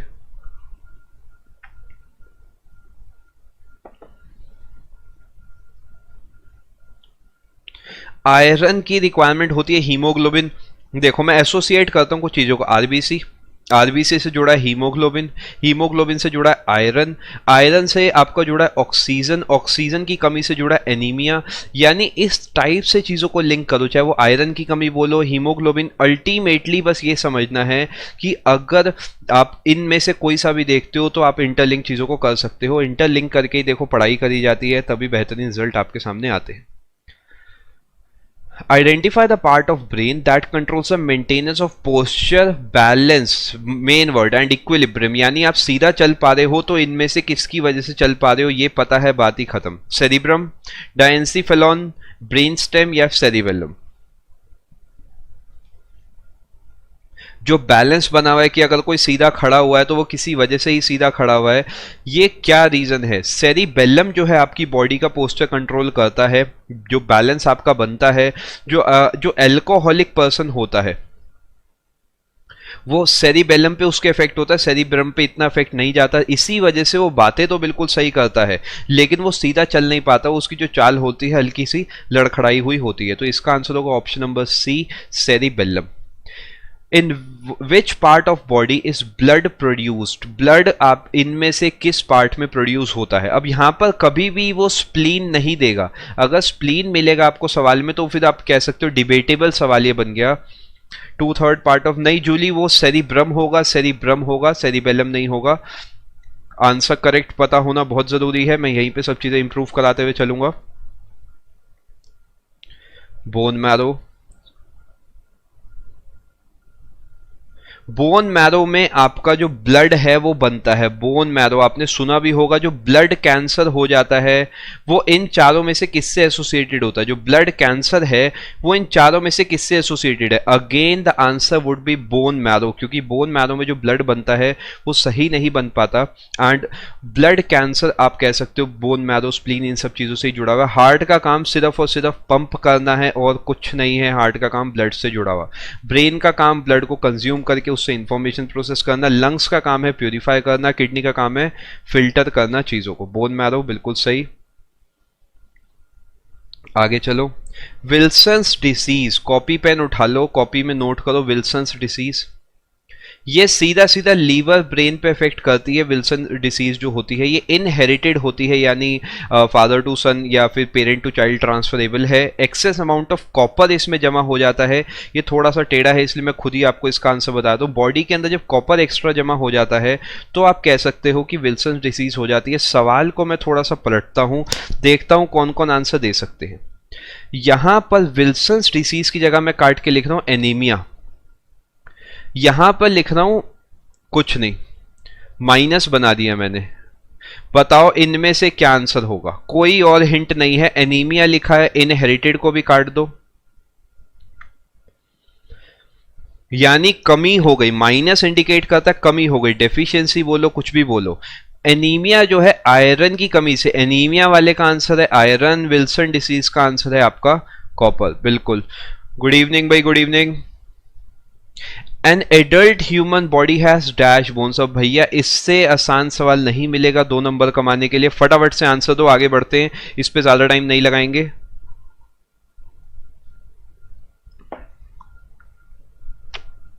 206 बिल्कुल, ये तो बोनस सवाल है, ये मान के चलो भैया, ये नहीं करा तो फिर कुछ नहीं करा। 206 आंसर बिल्कुल सही होगा। 206 हड्डी होती है एक इंसान के अंदर। इसके साथ साथ मैं आपको एक और इन्फॉर्मेशन दे देता हूँ, एक और आपको मेरा सजेशन है, परफेक्ट टाइम है अपनी तैयारी का। बहुत सारे लोगों ने, लाखों लोग फायदा उठा रहे हैं अनअकैडमी प्लस का। मैं चाहता हूँ आप भी किसी से पीछे ना रहो, इसी बार सिलेक्शन आप लो। फटाफट से चलो भाई आगे चलते हैं, कुछ और सवाल डिस्कस करते हैं। J Thomson received the Nobel prize in physics. अब बहुत लोगों को लगता है सर फिजिक्स में कहा, इन्होंने तो electron, proton, neutron, positron option में, यहाँ तो केमिस्ट्री होना चाहिए, बट नहीं। J Thomson receive the Nobel prize in physics for the discovery of what. J Thomson ने क्या बनाया था? स्कूल में टीचर ने एक तरीका याद कराया होगा, ईंट पर नाच वाला, देखें जरा किस किस को याद है। इलेक्ट्रॉन की डिस्कवरी करी थी जे थॉमसन ने,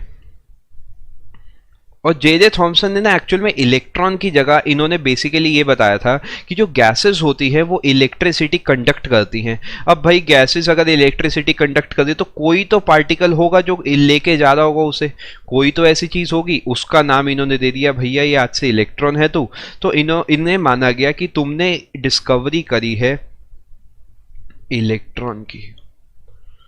ठीक है भाई, इसका आंसर इलेक्ट्रॉन होगा, आपका पॉजिट्रॉन, न्यूट्रॉन, प्रोटॉन बिल्कुल भी नहीं होगा। अगले सवाल की तरफ चलते। The amount of light, very important question, entering into I can be controlled and regulated by dash. फटाफट से आंसर दो।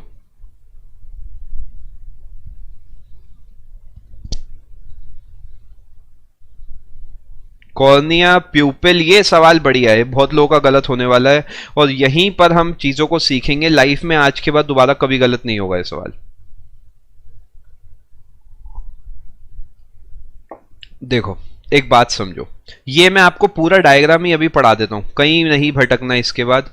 ये अगर आपकी आई है तो क्या मैं कह सकता हूं फ्रंट पोर्शन जो होगा आपका वो पार्ट होगा जो बल्ज हो रखा होता है, जो ब्लैक कलर का आपको बाहर से दिखता है।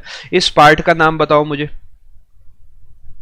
ये जो मैंने डार्क शेड से कर रखा है इसका नाम बताओ।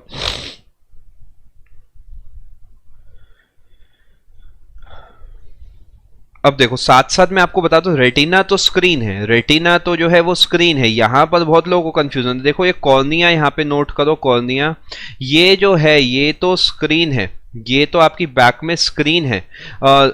ये जो आपकी स्क्रीन है इसे रेटिना बोलते हैं। यहां से आपकी इंफॉर्मेशन आगे जा रही है ऑप्टिक सेंटर में। यहां पर होता है एक आपका इस टाइप से कुछ बना होता है। अब ये जो सेंट्रल होल है इसे बोलते हैं प्यूपिल, और जो साइड में कवर कर रखी है जो मसल्स हैं या जो एरिया है जो इसे कॉन्ट्रैक्ट या बढ़ा रहा है उसे बोलते हैं आइरिस।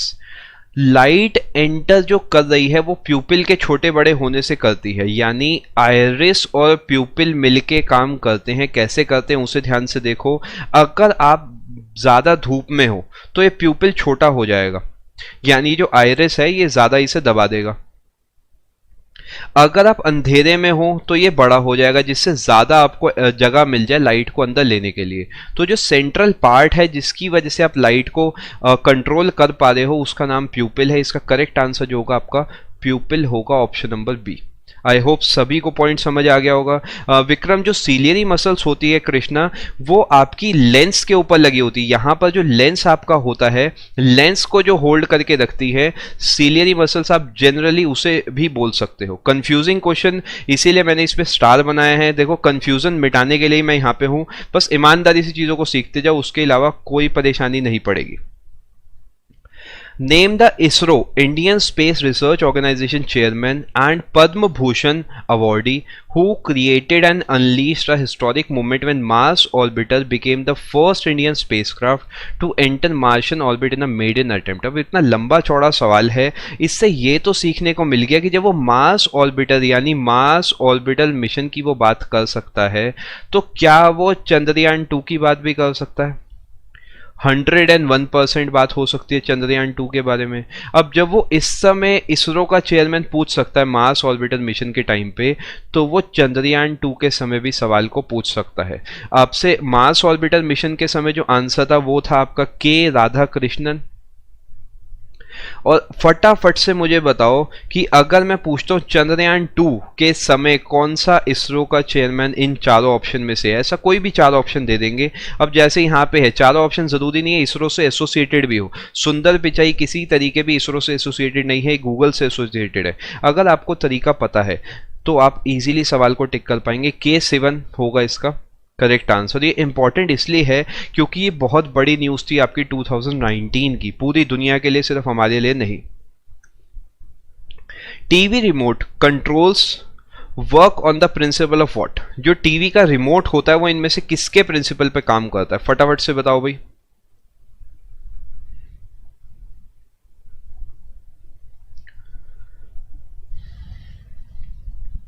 K7 पहले वाले का बिल्कुल सही आंसर है। Infrared waves option number 2, ultrasonic, laser, Bluetooth, चार ऑप्शन दिख रहे हैं। देखो डिकोड करना स्टार्ट करते हैं सवाल को। ब्लूटूथ टेक्नोलॉजी तो यार नहीं, ये तो बात गलत है। ब्लूटूथ तो बाद में आया है, आपका ब्लूटूथ टेक्नोलॉजी नहीं हो सकता। लेजर टेक्नोलॉजी भी नहीं हो सकता। लेजर क्यों नहीं हो सकता? क्योंकि लेजर को अगर हम बात करते हैं तो लेजर टेक्नोलॉजी टीवी रिमोट में इस्तेमाल नहीं की जा सकती। अल्ट्रासोनिक जो है, सोनिक यानी आपका साउंड से जुड़ा है। आपका आंसर होगा इंफ्रारेड वेव्स। इंफ्रारेड वेव्स होती हैं जो ट्रैवल करती हैं आपके टीवी रिमोट के ऊपर वाले बल्ब से टीवी तक, और उसकी वजह से जो इंफॉर्मेशन होती है वो ट्रांसफर होती है। करेक्ट आंसर होगा ऑप्शन नंबर 2, इंफ्रारेड वेव्स। फिर से बता देता हूं, पीडीएफ के लिए कोई भी परेशान मत होना भाई, क्लियरली सुन लो। पीडीएफ मिल जाएगी टेलीग्राम चैनल पे, हमारे प्रतियोगिता मंत्रा पे आप सर्च करना, वहां पे सभी आपको कंपाइल्ड पीडीएफ चीजों की मिल जाएगी। Pierre Curie, Marie Curie, Henri Becquerel. ये बेक्यूरल और क्यूरी ये जो है ना, ये यूनिट भी है इस चीज की। जो आंसर है ना वो इनके नाम से इतने बेहतरीन तरीके जुड़ा हुआ है कि वो इनकी यूनिट भी है। रेडियो एक्टिविटी, एक्सरेज, थर्मोडायनेमिक्स या मिरर इमेजेस? बताओ भाई। रेडियो एक्टिविटी आ रहा है कुछ लोगों का आंसर। विक्रम, प्रसन्नजीत, पौना, खुशबू, मेहता, मीनू, अभिषेक, आरती, श्वेता का सेकंड आ रहा है, अभिषेक, अखिल, जूली ए, रेडियो एक्टिविटी, विजू सेकंड नहीं होगा विजू। देखो इसका करेक्ट आंसर आपका रेडियो एक्टिविटी होगा। उसका रीजन सुनो क्यों। रेडियो एक्टिविटी जो डिस्कवर करी थी वो इन तीनों ने करी थी। इन्हें नोबेल प्राइज मिला था इसके लिए। इन्होंने रेडियम की जो खोज है उससे भी ये तीनों एसोसिएटेड है। एक्सरे का इनसे लेना देना नहीं है, किससे लेना देना है वो अभी मैं आगे, इस पे भी सवाल बना है। थर्मोडायनेमिक्स नहीं होगा, मिरर इमेजेस नहीं होगा। रेडियो एक्टिविटी की जो खोज करी थी उसके लिए इन्हें नोबेल प्राइज मिला था। नोबेल प्राइज मिला था, ये बात ध्यान रखना। पेरी और जो बेक्यूरल है और क्यूरी है ये यूनिट भी है रेडियो एक्टिविटी की। आ गया आपका पसंद का सवाल, जिन्होंने भी सेकंड ऑप्शन आंसर दिया था। एक्सरे की डिस्कवरी पे first ever very first Nobel prize in physics मिला था 1901 में। इनमें से किसे? Wilhelm Rontgen, William Crookes, Louis Pasteur, William Thomson?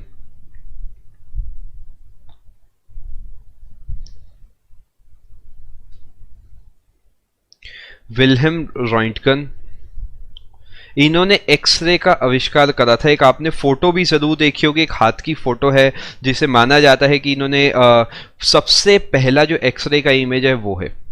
Wilhelm Röntgen इसका बिल्कुल सही आंसर होगा। इन्होंने आविष्कार करा था एक्सरे का। आगे चलते हैं। ये थोड़ा सा करंट का है लेकिन थोड़ा सा जुड़ा है इधर से भी, इसलिए मैं इसे डिस्कस कराना चाहूंगा because I think this is important.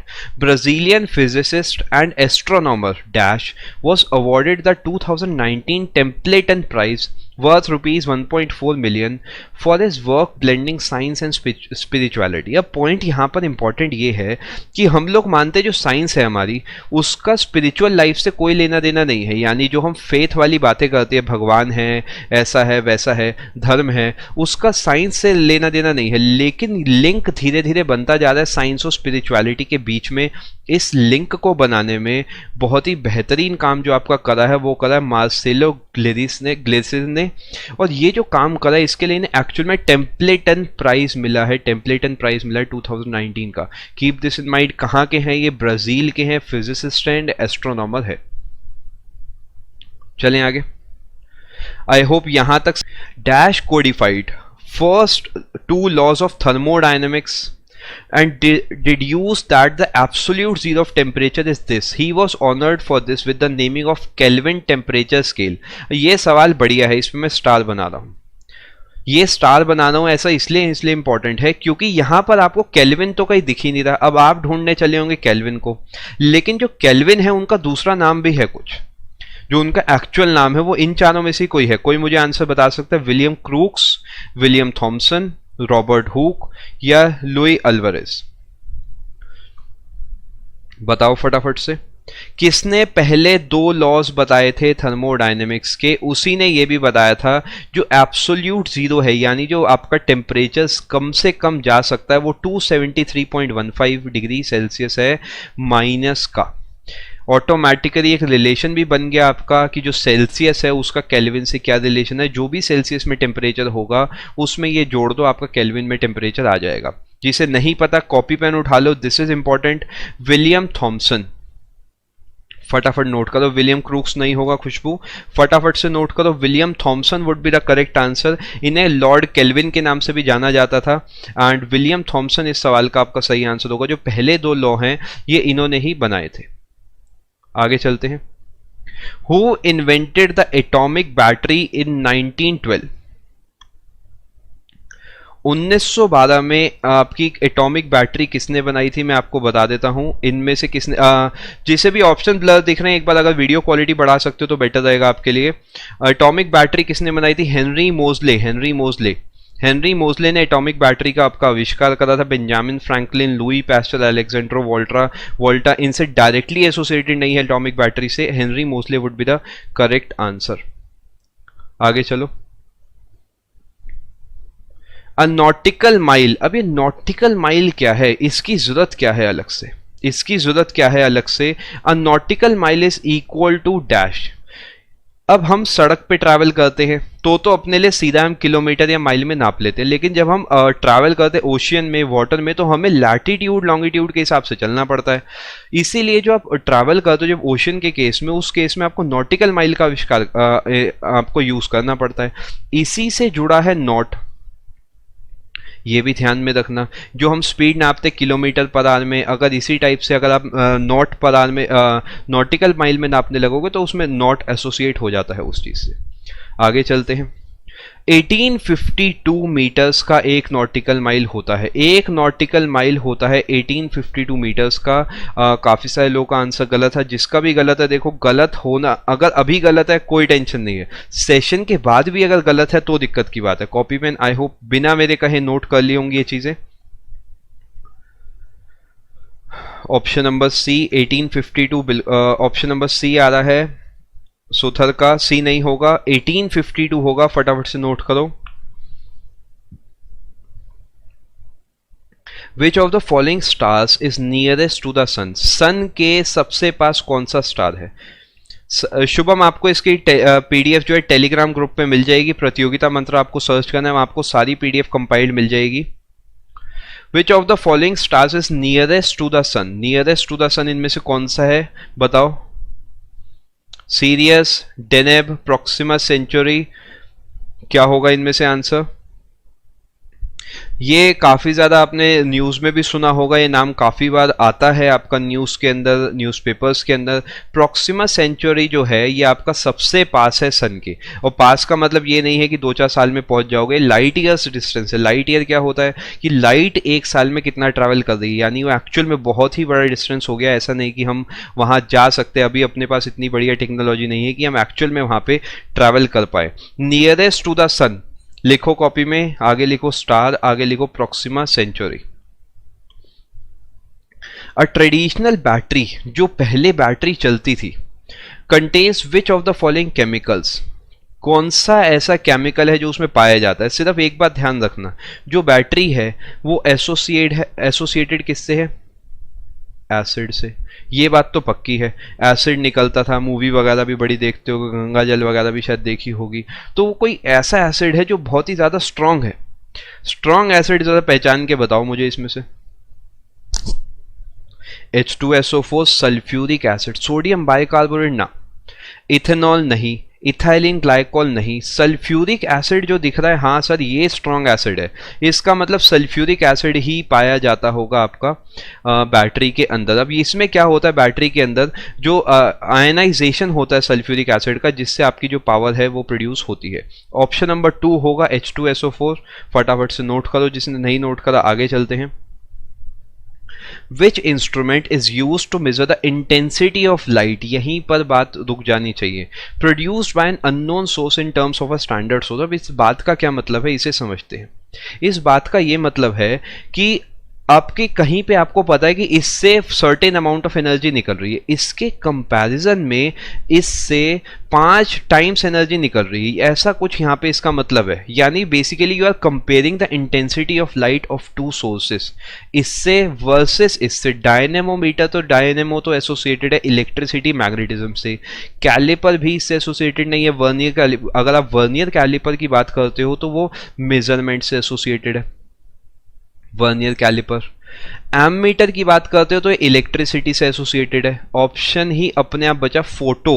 Photo का मतलब है क्या, फोटो का मतलब लाइट, यानी लाइट को मीटर यानी नापने से जुड़ा हुआ कोई ऐसी चीज। आई होप पॉइंट समझ आ गया होगा।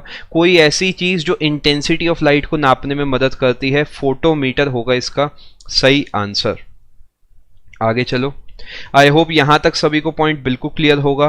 पीडीएफ का आपको मैं बता देता हूं, टेलीग्राम चैनल आपको सर्च करना है टेलीग्राम पे प्रतियोगिता मंत्रा। जैसे ही आप प्रतियोगिता मंत्रा सर्च करोगे आपको वहां पे चाहिए आज वाले सेशन की पीडीएफ हो, चाहे वो कल जो हमने इंग्लिश का आपको सेशन दिया था दीप्ति मैम ने वो हो, या फिर आने वाले सेशन, तो सब कुछ आपको वहां मिल जाएगा। बस आपको ग्रुप ज्वाइन करना है टाइम से, जिससे आप कंटेंट को लेके बिल्कुल भी परेशान ना हो। सिंगल आपको स्टॉप सॉल्यूशन मिल जाएगा एंड कंपाइल्ड पीडीएफ आपको वहां पे इजीली अवेलेबल होगी।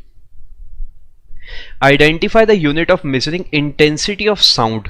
साउंड को जब आप नापते हो तो इनमें से किस में नापते हो, फटाफट से बताओ भाई। डेसिबल्स, कैंडेला, नॉट्स और एम्पियर। Decibel, decibel. और एक और चीज ध्यान दो, बड़ी कमाल की बात यह है कि जो पीडीएफ है, पीडीएफ आपके पास 100% अवेलेबल है, लेकिन अगर आप सेशन साथ साथ अटेंड करोगे तो पीडीएफ को आपको सिर्फ रेफर करना है रिवीजन के लिए। अगर सिर्फ पीडीएफ पे जाओगे उससे बढ़िया है पूरा सेशन देखो, एंड में जाने से पहले वहां से रिवाइज करो, टेंशन ही खत्म। ऐसा ना हो सिर्फ पीडीएफ डाउनलोड कर लो, सेशन ना देखो। सेशन ज्यादा इंपॉर्टेंट है, इससे लिंक्ड आपकी पीडीएफ है। तो यहां पर लाइव जब भी मैं आऊंगा आप ही के लिए आ रहा हूं, आपको भी ज्वाइन करना है, जिससे हम ऐसे ही सेशंस आपको बेहतरीन आगे भी देते रहे। Decibel, candela, knots, ampere. इसमें से बस मुझे बता दो कि अगर मैं एक बोट में बैठा हूं, आंसर आपके रेफरेंस के लिए जो है डेसिबल साउंड का भी मैं बताता हूं। एक बोट में बैठा हूं, बोट एक स्पीड से चल रही है, इन चारों में से किससे मैं उसकी स्पीड नापूंगा। एक बोट में बैठा हूं मैं, मान लो, किससे नापूंगा मैं इसकी स्पीड। कैंडेला, डेसिबल्स, नॉट से एम्पियर। देखें जरा कहां तक लेवल ज्यादा है दिमाग का। बोट है, शिप है, सबमरीन है, कोई सी भी ऐसी चीज है, किससे नाप सकते हैं हम, नॉट से। अभी याद करो मैंने आपको बताया था नॉटिकल माइल की जब हमने बात करी थी, जो नॉटिकल माइल था वो आपको एसोसिएटेड था, वो आपका latitudinal distance, longitudinal, basically ocean से। ये था डिस्टेंस की यूनिट। जो नॉट है वो आपकी स्पीड की यूनिट है। कोई बोट है वो कितने नॉट से चल रही है, हम इस टाइप से बोलते हैं चीजों को। इस साउंड वाले का आंसर होगा डेसिबल, और नॉट वाला जो मैंने अभी आपसे बोट का पूछा था, ये जो बोट मैंने आपको बना के दी है, ये बोट की स्पीड से ट्रैवल कर रही है, इसका आंसर आप देंगे सर्टेन एक्स नॉट्स, यानी इतने नॉट्स में, यानी नॉट्स होगी इसकी, नॉट होगी इसकी यूनिट। आगे चलो। According to dash, pressure is equal to the force divided by area on which it acts. अब प्रेशर वर्ड आते ही अब आपने प्रेशर वर्ड से किसी चीज को एसोसिएट कर रखा है। एक और स्टेटमेंट बताता हूं, pressure is transmitted equally in all directions, ये स्टेटमेंट ज्यादा आपने सुनी होगी मैं जानता हूं, लेकिन फिर भी कोशिश करो ऑप्शंस को एलिमिनेट करो कि कौन कौन सा नहीं हो सकता, कौन कौन सा नहीं हो सकता, फटाफट से हटाओ। न्यूटन लॉ हो सकता है सर, न्यूटन लॉ अगर आप फोर्स की बात करो तो फोर्स और एरिया का रिलेशन नहीं देता, ये देता आपका मोमेंटम, बेसिकली वेलोसिटी एक्सेलरेशन से लेना देना, ये नहीं हो सकता।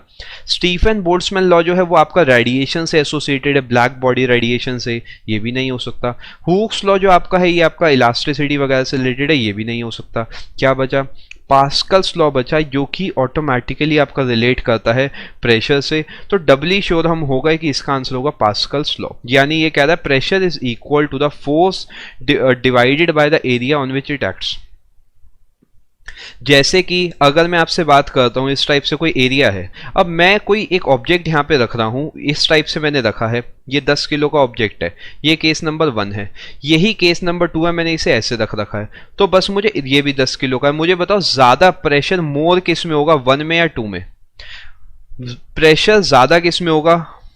अगर मैं फ्लोर की बात करता हूं, 1 में या 2 में ज्यादा प्रेशर किस पे होगा, 1 में या 2 में?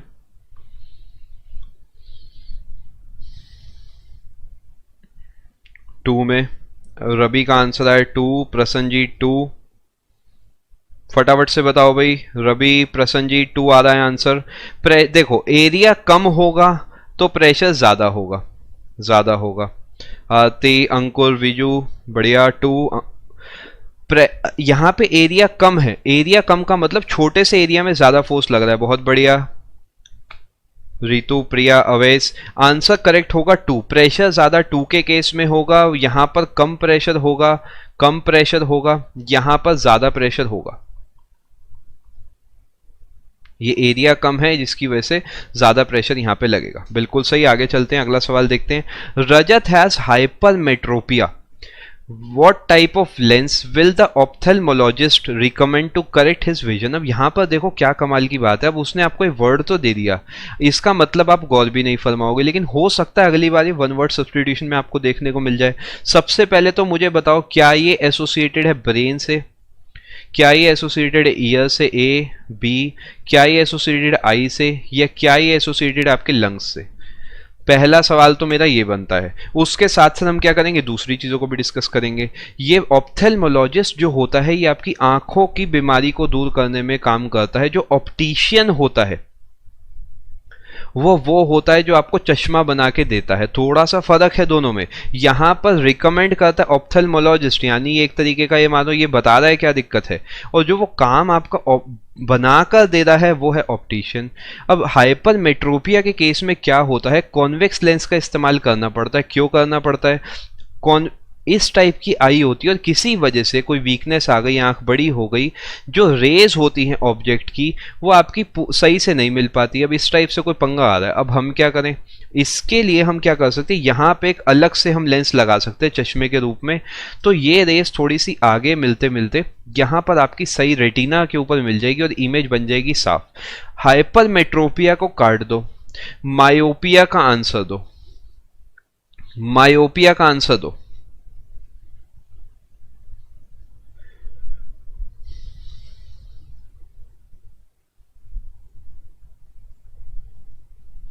मायोपिया का आंसर आ रहा है खुशबू, आरती, रवि, अमित, प्रसन्नजीत, प्रिया। कॉनकेव बिल्कुल सही, कॉनकेव आएगा मायोपिया के केस में आंसर, और हाइपरमेट्रोपिया के केस में आएगा कॉन्वेक्स, बिल्कुल सही। विक्रम, अमित, मयंक, विजू। आगे चलते, the term blood moon is use to refer to क्या? जो ब्लड मून एक टर्म है, ये आपने सुना होगा। ब्लड मून इसे इसलिए बोलते हैं क्योंकि चांद इस समय लाल रंग का हल्का सा दिखता है, यानी कुछ ना कुछ जरूर चांद पे हो रहा है जो हमें अर्थ से दिख रहा है लाल रंग का। अब सबसे पहली तो बात मैं ये बताता हूँ, बहुत लोगों को कंफ्यूजन होती है कि लूनर एक्लिप्स और सोलर एक्लिप्स नहीं समझ आ रहा कौन सा कब हो सकता है। मैं सबसे पहले तो आपको इसका तरीका बताता हूँ कैसे आपको पहचानना है। 3 चीजें हैं अपने पे, एक है सन, एक है मून, एक है अर्थ। मुझे बताओ इसमें से क्या प्रैक्टिकली पॉसिबल नहीं है? पहला कॉम्बिनेशन तो ये है, दूसरा कॉम्बिनेशन ये है,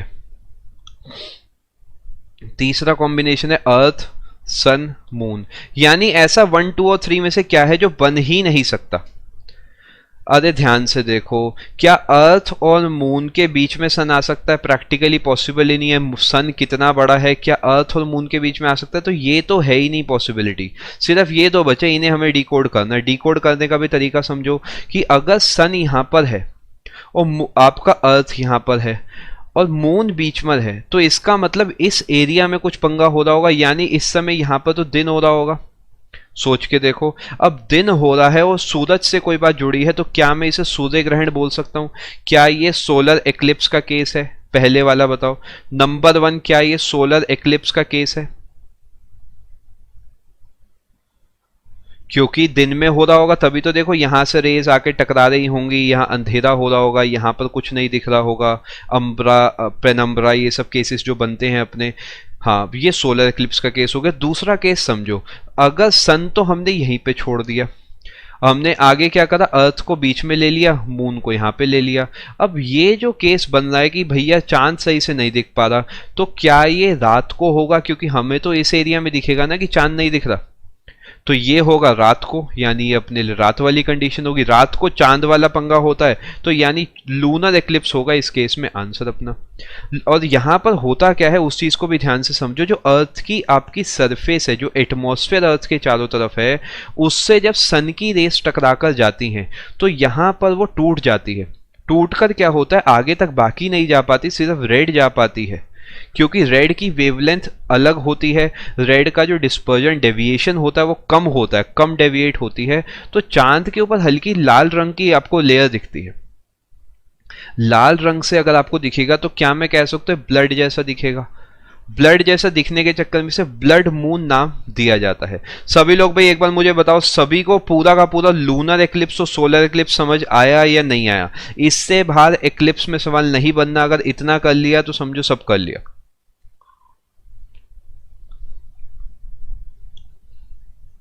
चलो बढ़िया है, बढ़िया।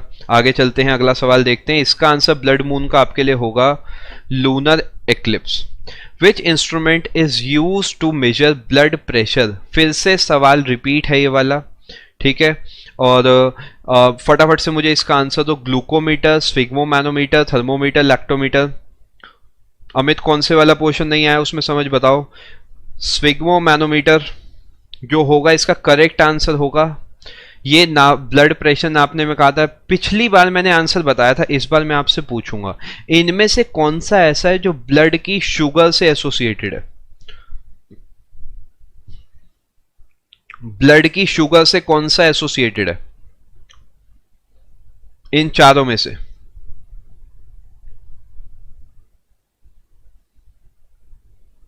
अमित अभी इस वाले क्वेश्चन पे फटाफट से फोकस करते हैं। सेशन एंड होने के बाद एक बार उसे अच्छे से दोबारा देखना, डेफिनेटली समझ आ जाएगा।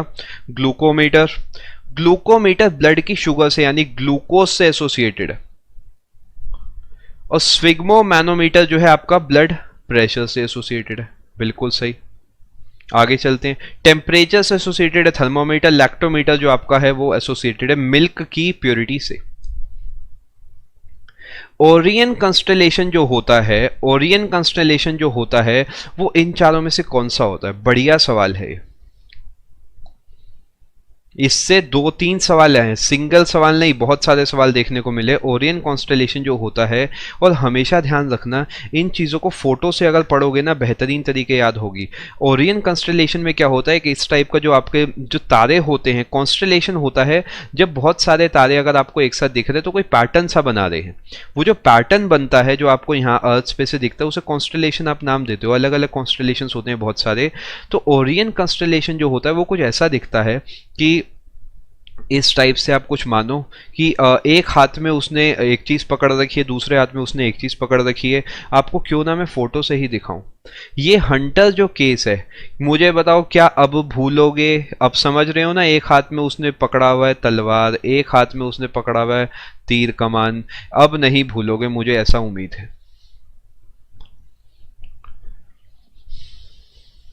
हंटर जो होगा भाई, हंट करने जा रहा है तभी इतना कुछ लेके जा रहा है ना। हंटर होगा इसका करेक्ट आंसर। अगले सवाल पे चलते हैं। What is the unit to measure? What is the unit of measure of a magnetic field? Magnetic field को इसमें से किससे नापा जाता है? कोबाल्ट, ओम, एम्पियर या टेस्ला? बताओ, एलिमिनेट करो जो जो नहीं पसंद, जो जो मैग्नेटिक फील्ड से एसोसिएटेड नहीं है, हटाते जाओ फटाफट। आंसर दो कमेंट सेक्शन में। भाई टेस्ला आ रहा है, देखो कोबाल्ट तो बिल्कुल ही नहीं होगा, इसे तो भूल जाओ। ओम जो है वो रेजिस्टेंस की यूनिट है, एम्पियर जो है वो आपकी करंट की यूनिट है, जो टेस्ला है वो आपकी यूनिट है मैग्नेटिक फील्ड की। मैग्नेटिक फील्ड, टेस्ला एक और कंपनी भी है, एलॉन मस्क आपने नाम सुना होगा, एलॉन मस्क, टेस्ला और स्पेस एक्स, ये तीनों चीज़ें बहुत न्यूज़ में रहती हैं, हल्का हल्का फॉलो करते हुए चलना। एलॉन मस्क इन दोनों कंपनीज की सीईओ है, ये इलेक्ट्रिक कार्स बनाती हैं और ये आपका स्पेस से एसोसिएटेड कंपनी है, स्पेस एक्स। आगे चलते हैं। आई होप यहां तक सभी को सारे पॉइंट्स क्लियर होंगे। फिर से बता देता हूं, जो अभी अभी जिसने ज्वाइन करा है, कि जो प्रतियोगिता मंत्रा चैनल है आपको टेलीग्राम पे वो सर्च करना है, सारी पीडीएफ आपको वहां से मिल जाएगी, चाहे वो आज के सेशन की हो, चाहे वो इससे पहले वाले इंग्लिश के सेशन की हो। आप अभी जाके फॉलो जरूर कर लेना, अभी जाके ज्वाइन कर लो ग्रुप को, जिससे आपका डेटा आपके पास अप टू डेट बिल्कुल रहे। Which one of the following is the largest recognised constellation? इनमें से सबसे बड़ी कॉन्स्टेलेशन जो हम मानते हैं कौन सी है? एंटिला, डोराडो, क्रक्स या हाइड्रा? बताओ भाई, हाइड्रा, क्रक्स, डोराडो, एंटिला। मैं आपको हिंट देता हूं, कुछ सांप से जुड़ा हुआ है। एंटिला नहीं होगा प्रसन्नजीत। ऑप्शन नंबर 4 आधा रवि का, फटाफट से बताओ। एंटिला,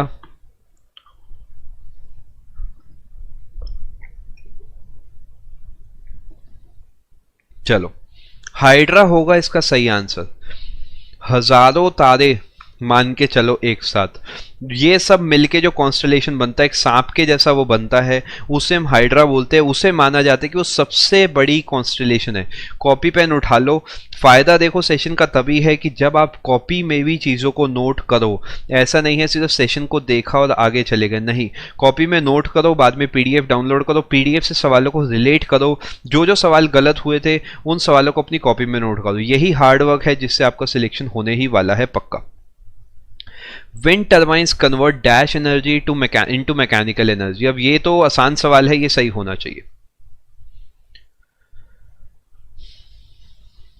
ग्रेविटी, जो विंड टर्बाइंस होते हैं, आपने अगर आप कभी कहीं गए होगे घूमने, आपने हो सकता है इस टाइप का कुछ देखा हो कि ऐसा कुछ बहुत बड़ा सा लगा होता है जिसके ऊपर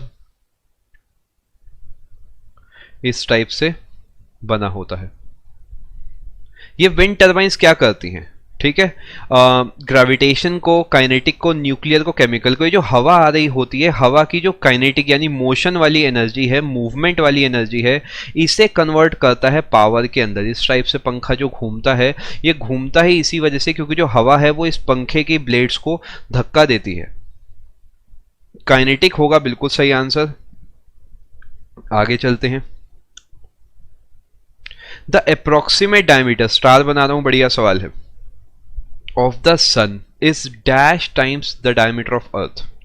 जो सन का डायमीटर है, यानी जो सन का ये वाला दूरी है, ये अर्थ के कितने गुना है? करीब करीब 146, 109, 123, 92। ये बढ़िया सवाल था, कॉपी में मेरे हिसाब से आपकी होना चाहिए। जहां पर भी मैं स्टार बना रहा हूं, इसका मतलब ये है कि वो फ्यूचर के लिए भी आपके लिए बहुत इंपॉर्टेंट है। डायमीटर करीब करीब 109 गुना आपका चलता है सन और अर्थ के डायमीटर्स का रेशियो। यानी अगर मैं सन के डायमीटर लिखूं तो आप ये कह सकते हो 109/1 का इसका रेशियो चलता है। डायमीटर्स का रेशियो याद रखना, वॉल्यूम्स का रेशियो बिल्कुल भी नहीं है। आगे चलते हैं। डैश इज द हॉटेस्ट, भैया 2 स्टार बना रहा हूं। बहुत बार ये सवाल अलग अलग एग्जाम्स में पूछा जाता है, रेलवेज में भी, आपका एसएससी में भी बहुत बार ये सवाल आता है। ये तो हटा दो, मार्स को, अर्थ को हटा दो, मरकरी वीनस में फाइट बची है, इनका आंसर दो मुझे। मैं समझा देता हूँ। सन तो है सबसे पास, उसके बाद है यहाँ पे आपका मरकरी, फिर है वीनस, फिर है अर्थ, फिर है मार्स।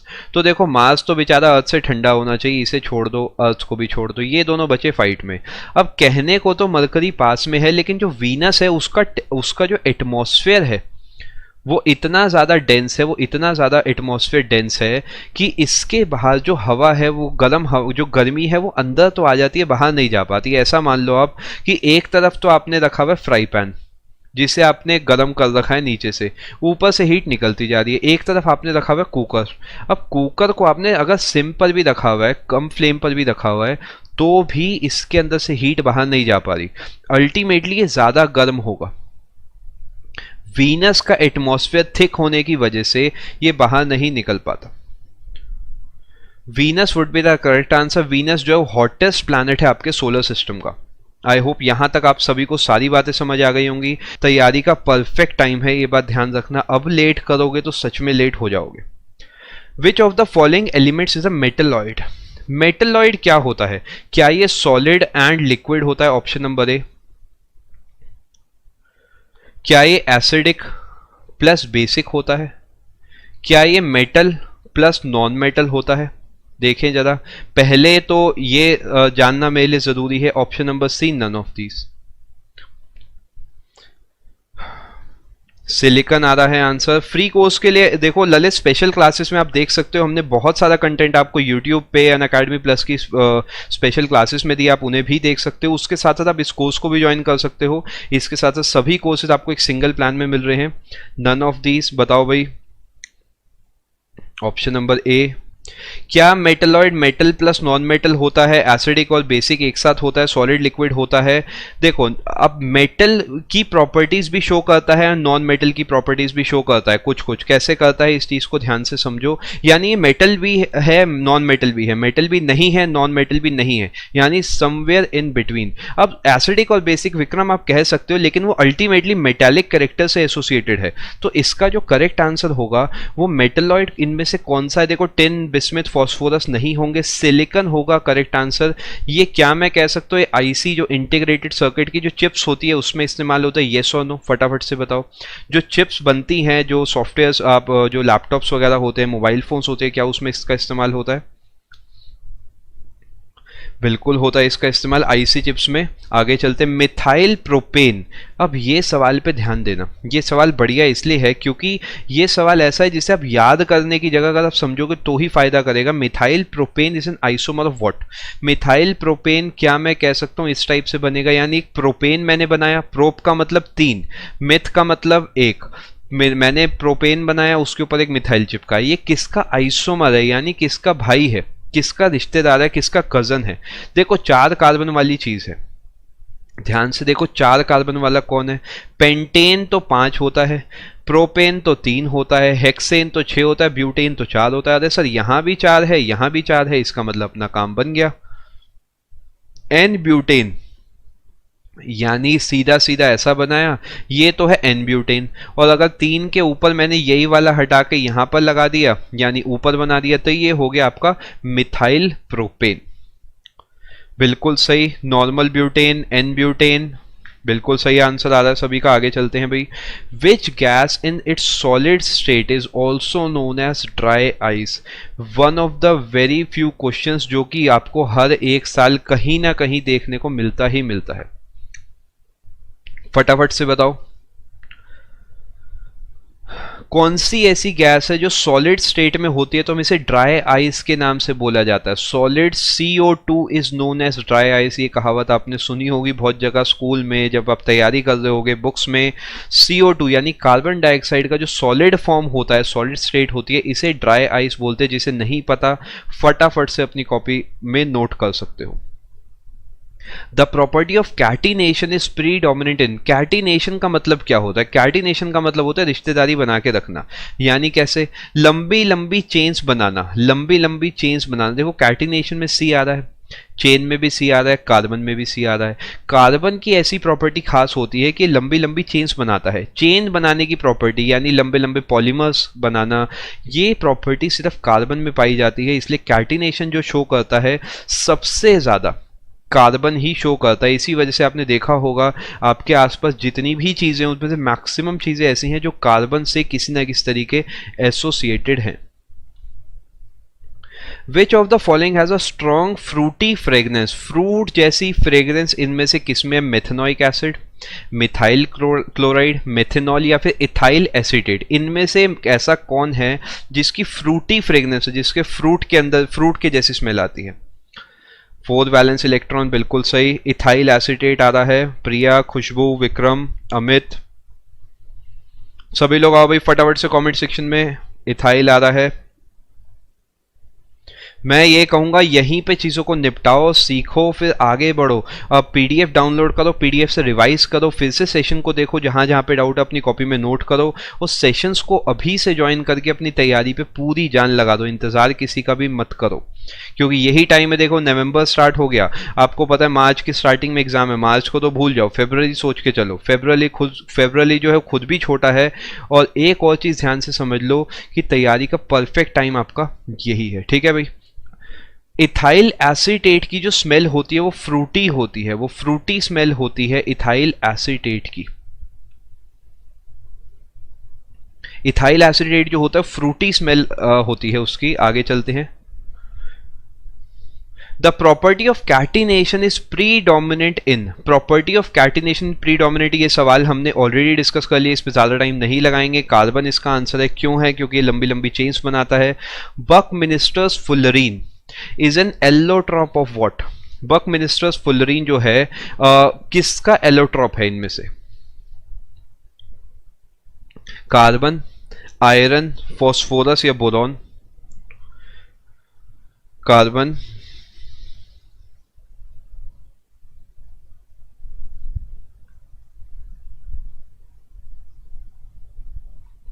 कोई मुझे बता सकता है कितने कार्बन होते हैं इसमें? C60, C50, C48 या C70? A, B, C या D? C60, C50, C48 या C70?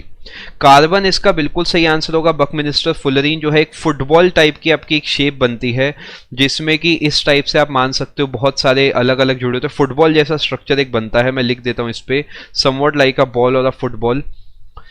C60 यानी 60 कार्बन होते हैं, 60 कार्बन होते हैं, याद रखना। बकमिनिस्टर फुलरीन इसका आंसर होगा कार्बन।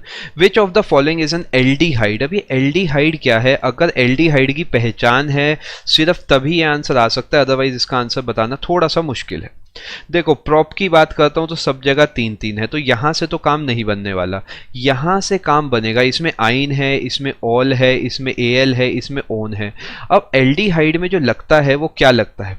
एल्डिहाइड में लगता है, फटाफट बताओ। एल सफिक्स, बहुत बढ़िया। विक्रम, रितेश, रवि, अमित, खुशबू। प्रोपेनॉल नहीं, खुशबू प्रोपेनॉल नहीं होगा, एल्डिहाइड है। लास्ट में एल होता है, बिल्कुल सही। फटाफट से बताओ भाई सभी लोग। एल लगता है, बिल्कुल सही है। जिसका भी जो भी कह रहा है एल लगता है, बिल्कुल सही है। एल्डिहाइड इसमें से वो होगा जिसके एंड में एल लगता है। इसी टाइप से एल्डिहाइड की जगह एल्कोहल सवाल पूछता तो क्या आंसर होता? एल्कोहल के केस में देखो ओएल लगता है। ऐसी कीटोन के केस में, एल्काइन के केस में, सबका आप अलग अलग चीजों को डिकोड कर सकते हो, ठीक है। जो आपका प्रोपेनल है यानी एल की पहचान से आप कह सकते हो एल्डिहाइड होगा। आगे चलते हैं। कीटोन के केस में जैसे ओन लग जाता है फॉर योर रेफरेंस, जैसे ये कीटोन होगा, ये एल्काइन ग्रुप होगा, ऐसे करके भी आप चीजों को पढ़ सकते हो। आगे चलते हैं। विच of the following destroys the ozone layer? अब यहां पर कौन सा ऐसा है जो कि ओजोन को डिस्ट्रॉय करता है? क्लोरीन, सल्फर, कार्बन या फिर सिलिकॉन? सल्फर, कार्बन या सिलिकॉन? देखो कार्बन नहीं होगा। अगर सिर्फ कार्बन है, विक्रम एक बार सोच के देखो, CFC जो है ना वो क्लोरोफ्लोरोकार्बन, बेसिकली उसमें क्लोरीन भी है, फ्लोरीन भी है, कार्बन भी है। अब यहां पर कार्बन क्लोरीन में हो गई डिबेट, फिर किसे चूज करा जाए? देखो रवि मैं एक बात बताता हूं, अल्टीमेटली आपको कुछ ईमानदारी खुद से भी रखनी है कि आपको क्वेश्चन पढ़ना है, उससे आपको खुद ट्राई करना है। It will be more of your honesty kind of a thing. Are you understanding the point? कि ऐसा नहीं है आंसर ग्रे हो रहा है, ऐसा हो रहा है, वैसा हो रहा है। Try to understand the whole concept of this class. इसका पूरा फायदा उठाओ चीजों का। Chlorine, sulphur, carbon, silicon, ozone layer को डिस्ट्रॉय करने में जो मेन कल्प्रिट है वो आपका है क्लोरीन। ये सवाल रिपीट है, इस पे ज्यादा टाइम नहीं लगाएंगे हम। What is deposited on iron in the process of galvanisation. अभी गैल्वेनाइजेशन वर्ड को देखते ही दो चीजें होती है, एक तो आयरन होता है और यहाँ पे एक और चीज होती है, बचपन में शायद पढ़ा होगा, मैं आपको बता देता हूँ। जिसमें आयरन के ऊपर किसी और चीज की लेयर जमा हो जाती है जिससे उसके रस्टिंग को रोका जाता है। रस्टिंग को रोकने के लिए इसका इस्तेमाल करा जाता है जिंक। जिंक जिंक बिल्कुल सही आंसर होगा। जिंक जो होता, अब मुझे फटाफट से कॉम्बिनेशन बताओ कि अंदर जिंक होता है ऊपर आयरन होता है, ये तो है कॉम्बिनेशन नंबर 1। कॉम्बिनेशन नंबर 2 बताओ, अंदर आयरन होता है ऊपर जिंक होता है। कॉम्बिनेशन नंबर 1 सही है, कॉम्बिनेशन नंबर 2 सही है।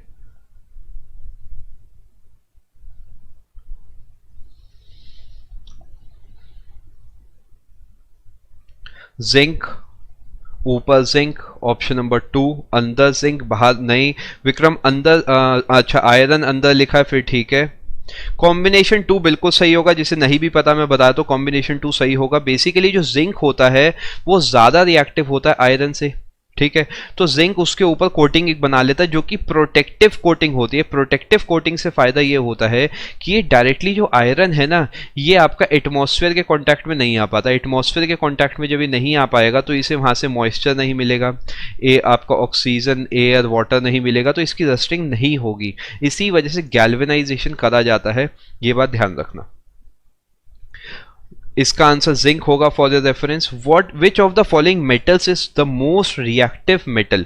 अब आपको क्या करना है, इन चारों में से चूज करना है। ऐसा नहीं आप पोटेशियम का नाम ले लोगे, सोडियम, इन चारों में से मुझे बताओ सबसे ज्यादा रिएक्टिव कौन सा है। विच ऑफ द फॉलोइंग, यानी इनमें से बताना है। Zinc, copper, iron. देखो जिंक और आयरन में तो जिंक जीता था, तो इसे हटा दो।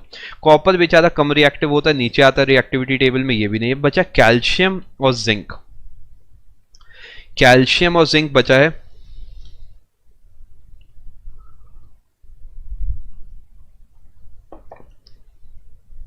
कैल्शियम होगा बिल्कुल सही आंसर। जो कैल्शियम है सबसे ज्यादा रिएक्टिव है इन चारों में से, ये 3 नहीं है, कैल्शियम होगा इसका सही आंसर। मोस्ट डक्टाइल मेटल, फिर से गौर फरमाओ, विच ऑफ द फॉलोइंग, यानी इनमें से बताना है सबसे ज्यादा डक्टाइल कौन सा है। डक्टाइल क्या होता है, डक्टाइल क्या होता है? क्या डक्टाइल ये पहला केस तार बनाने वाला केस है, या दूसरा केस डक्टाइल शीट बनाने वाला केस है? 1 और 2 बताओ फटाफट से। शीट या तार? वायर बनाने का केस है डक्टाइल, डक्टिलिटी, या फिर शीट बनाने का है? गोल्ड, गोल्ड बिल्कुल सही आ रहा है आपका आंसर। जिसका भी गोल्ड आ रहा है, खुशबू, वीजू, हरित, अमित, विक्रम, प्रिया, वायर, वायर बिल्कुल सही, बिल्कुल सही। नई सर्वे शीट नहीं होगा, अमित शीट नहीं होगा। क्लियर कर देता हूं मैं,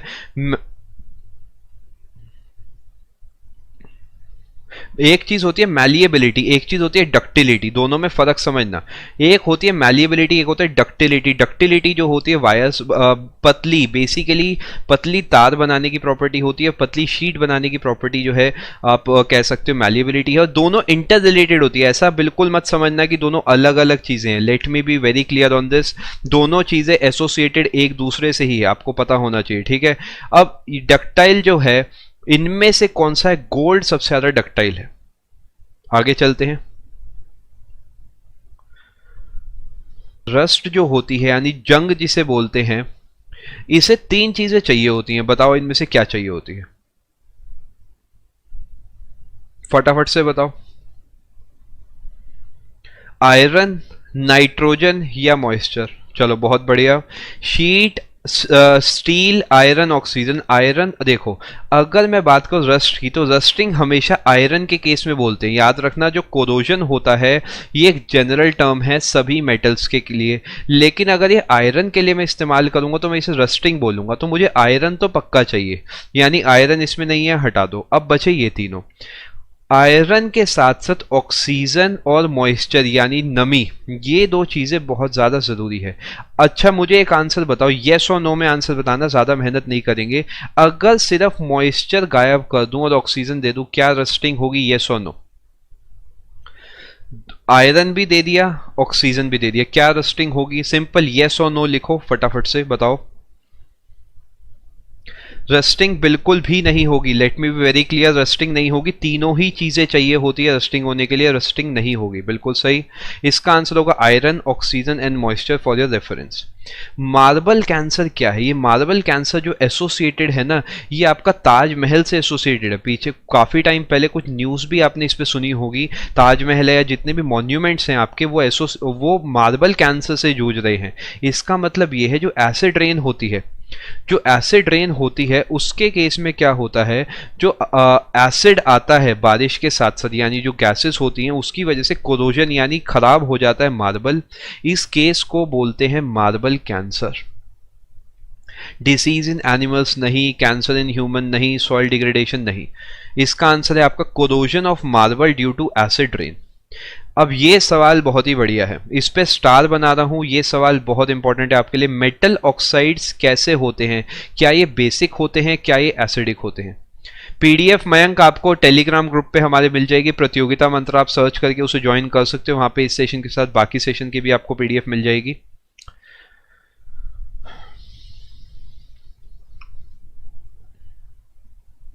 बेसिक होते हैं, बिल्कुल सही। सवाल को थोड़ा सा पलटता हूं, नॉन मेटालिक ऑक्साइड या नॉन मेटल के जो ऑक्साइड्स होते हैं वो कैसे होते हैं? एसिडिक होते हैं या बेसिक होते हैं? ए एसिडिक या बी बेसिक? बस इतना बता दो, बाकी बातें नहीं करेंगे। चलो बढ़िया, एसिडिक या बेसिक? नॉन मेटल, देखो मेटल ऑक्साइड का याद रखना, मेटल ऑक्साइड बेसिक होते हैं, जो नॉन मेटल के ऑक्साइड होते हैं वो एसिडिक होते हैं। कॉपी में नोट कर लो, वेरी इंपॉर्टेंट। आगे चलो, नॉन मेटेलिक ऑक्साइड, जो मेटेलिक ऑक्साइड होते हैं वो बेसिक इन नेचर होते। ये सवाल क्या मैं कह सकता हूँ रिपीटेड है, येस और नो? बस पहले तो इतना बताओ, क्या एसएससी ने खुद ही इसका आंसर हमें दे रखा था पहले से? अगर हम प्रीवियस ईयर क्वेश्चंस को फॉलो करने वाले ईमानदारी से इंसान हैं तो हम इसका आंसर ऑलरेडी जानते हैं एसएससी के द्वारा ही। इलेक्ट्रॉन किसने डिस्कवर करा? जे थॉमसन ने। अब कभी वो पूछेगा जी जे थॉमसन ने क्या डिस्कवर करा? इलेक्ट्रॉन। बात तो वही है, अगर कॉन्सेप्ट पकड़ लिया समझो सब कुछ पकड़ लिया। Law of octaves says that if the chemical elements are arranged according to increasing atomic weight। अब यहाँ पे पहले समझ लो इस सवाल को, आंसर जानने से ज़्यादा ज़रूरी इसका मतलब है। यानी अगर मैंने एटॉमिक वेट के हिसाब से सबको अरेंज कर लिया, इस हिसाब से मैंने सबको अरेंज कर लिया ऐसा कुछ, तो जो सेम होंगे फिजिकल केमिकल प्रॉपर्टी वो हर कितने एलिमेंट के बाद आएंगे, कितने एलिमेंट के बाद आएंगे? अब यहां पर लोग ढूंढते हैं 8 को। ये तो एसएससी ने मेहरबानी करी यहां पे 8 नहीं लिखा, अगर 8 लिख देता ऑक्टेव देखते हम 8 पे टिक करते, लेकिन 8 इसका गलत आंसर होगा। एट्थ है, यानी हर 7 के बाद यानी हर 8वां, एट्थ यानी आफ्टर एवरी 7 एलिमेंट्स जो होगा वो फिजिकल प्रॉपर्टी जो होंगी दोबारा घूम घूम के सामने आएगी। 7 आंसर होगा, बिल्कुल सही। थर्ड ऑप्शन 7 इसका आंसर होगा। जिसे भी नहीं समझ आया होगा ध्यान से देखो। इन हिज पीरियोडिक टेबल, बढ़िया सवाल है और ये अपने आप में बहुत बड़ा भी सवाल बनता है। मेंडलीव जो था उसने कौन से एलिमेंट को जगह नहीं दे पाया था? इनमें से कौन सा ऐसा है जिसे वो जगह नहीं दे पाया था? Oxygen, carbon, nitrogen, hydrogen. 7 के बाद का मतलब ये कि हर every eighth element will be having similar properties, यानी बीच में कितने होंगे? 7। हाइड्रोजन के साथ पंगा क्या था? हाइड्रोजन के पास 1 था। अब इसे ये समझ नहीं आ रहा था कि मैं इसे हाइड्रोजन प्लस मानूं या हाइड्रोजन माइनस मानूं, यानी अगर ये दे देगा, ये हैलोजन से भी मैच कर रहा था, यानी आखिरी वाले से जो पहले वाले होंगे, यानी इन्हें एक की कमी है। हम कह सकते हैं इस पे एक फालतू है, जी हाँ फालतू है। इस पे एक की कमी है, जी हाँ कमी है। तो इस वजह से कंफ्यूजन ये बना रहा था और ये अभी भी कंफ्यूजन आप कह सकते हो, पूरे तरीके सॉर्ट नहीं हुआ, लेकिन फिर भी हम अपना काम आसानी से बना सकते हैं। हाइड्रोजन इसका आंसर होगा। मेंडलीव जो है वो करेक्ट पोजिशन हाइड्रोजन को नहीं दे पाया था, बिल्कुल सही आंसर है। आगे चलते हैं। What is the dominant chemical present in vinegar? Vinegar का पहले तो मुझे हिंदी मतलब बताओ, हिंदी में क्या बोलते हैं विनेगर को? विनेगर को हिंदी में क्या बोलते हैं? फिर मुझे आंसर बताओ। Malic acid, ethanoic acid, sulphuric acid या फिर फॉर्मिक एसिड? अगर हिंदी मतलब पता है सिरका, मेरे पास आंसर आया CH3COOH, एसिटिक एसिड, सिरका। अब देखो सिरका जो होता है वो खट्टा होता है, लेकिन वो बहुत ज़्यादा खट्टा भी नहीं होता भाई, आपके खाने की चीज़ों में डलता है, तो ये सल्फ्यूरिक एसिड तो नहीं होगा। मैलिक एसिड हमने ऑलरेडी पढ़ लिया, एप्पल से जुड़ा है। फॉर्मिक एसिड जुड़ा है आंटीबाइट से। ऑब्वियसली इथेनोइक एसिड ही बचा है, यही आंसर होगा। और वैसे भी ध्यान रखो, विनेगर से एसोसिएटेड एक और होता है एसिडिक एसिड, भी कभी कभार ऑप्शन में देखने को मिलता है, ध्यान रखना। एसिडिक एसिड भी ऑप्शन में आपको देखने को मिलता है। इथेनोइक एसिड होगा इसका सही आंसर। यहां तक आई होप सभी को सारी पॉइंट क्लियर होंगे। जिसने अभी अभी ज्वाइन करा फिर से सुन लो। पीडीएफ डाउनलोड करने का तरीका, टेलीग्राम चैनल पे जाना है हमारे, वहां पे आपको पीडीएफ मिल जाएगी। किसने अभी नहीं ज्वाइन करा है आप जाके टेलीग्राम पे सर्च कर सकते हो प्रतियोगिता मंत्रा। इसके साथ साथ आपको पहले वाली पीडीएफ भी इजीली मिल जाएंगी। What is the popular name of ascorbic acid? ये सवाल भी रिपीट है, ये सवाल रिपीट है, केमिस्ट्री का भी सवाल बनता है, इसी वजह से मैं यहाँ पे आपको डिस्कस करा रहा हूँ। विटामिन सी जो है उसे एस्कॉर्बिक एसिड के नाम से भी जाना जाता है, और ये पाया जाता है खट्टी चीज़ों में, सिट्रस फ्रूट्स में, जैसे कि आंवला है, नींबू है, इन सब चीज़ों में ये पाया जाता है। क्या ये मिल्क के अंदर पाया जाता है? सिंपली येस और नो में मुझे आंसर दो। क्या ये मिल्क के अंदर पाया जाता है? मिल्क के अंदर ये नहीं पाया जाता, keep this in mind. Milk के अंदर जो सिट्रिक एसिड है वो नहीं पाया जाता। नो होगा इसका सही आंसर, मिल्क के अंदर ये नहीं पाया जाता। एस्कॉर्बिक एसिड का जो पॉपुलर नेम है वो विटामिन सी है। ये सवाल रिपीट है, इस पर ज्यादा टाइम नहीं लगाएंगे। विनेगर का क्या दूसरा नाम होता है? इथेनोइक एसिड होता है। Explosion of crackers is an example of क्या? जो पटाखे फूटते हैं भैया, दिवाली अभी अभी गई है तो ये सवाल आपको पता होना चाहिए, क्या होगा? दिवाली अभी अभी गई है, एक्सप्लोजन ऑफ क्रैकर्स जो है वो इनमें से क्या है? प्रेसिपिटेशन है, प्रेसिपिटेट बनता है, डिकम्पोज होती है कोई चीज, इवेपोरेट होती है कोई चीज, या कंबस्ट होती है कोई चीज, जलती है। कंबशन होगा इसका आंसर। जिसे नहीं पता फटाफट से कॉपी पेन उठाओ, यहीं पे चीजों को निपटाते चलो। फ्यूचर में वीडियो देखूंगा, फ्यूचर कुछ नहीं, फ्यूचर में और भी मैंने आपको बहुत कुछ पढ़ाना है, तो इसलिए अभी चीजों को निपटाते चलो। कंबशन इसका आंसर होगा, कंबशन होता है, कीप दिस इन माइंड। आगे चलते हैं। अ ट्रेडिशनल बैटरी, ये देखो कुछ सवाल ऐसे हैं जो हम केमिस्ट्री के साथ साथ बायोलॉजी, कुछ सवाल फिजिक्स, इंटर रिलेटेड है। जीएस की यही खास बात है कि आप कहीं से भी पढ़ो, ज्यादा पढ़ लो कम मत पढ़ो, 2 बार सवाल को पढ़ लो, चीजों को मिस मत करो बस। बैटरी में कौन सा एसिड होता है? इस पिछली बार मैंने आपको बताया था, इस बार आप मुझे इसका आंसर दोगे। Sodium bicarbonate, sulphuric acid, ethanol या ethylene glycol.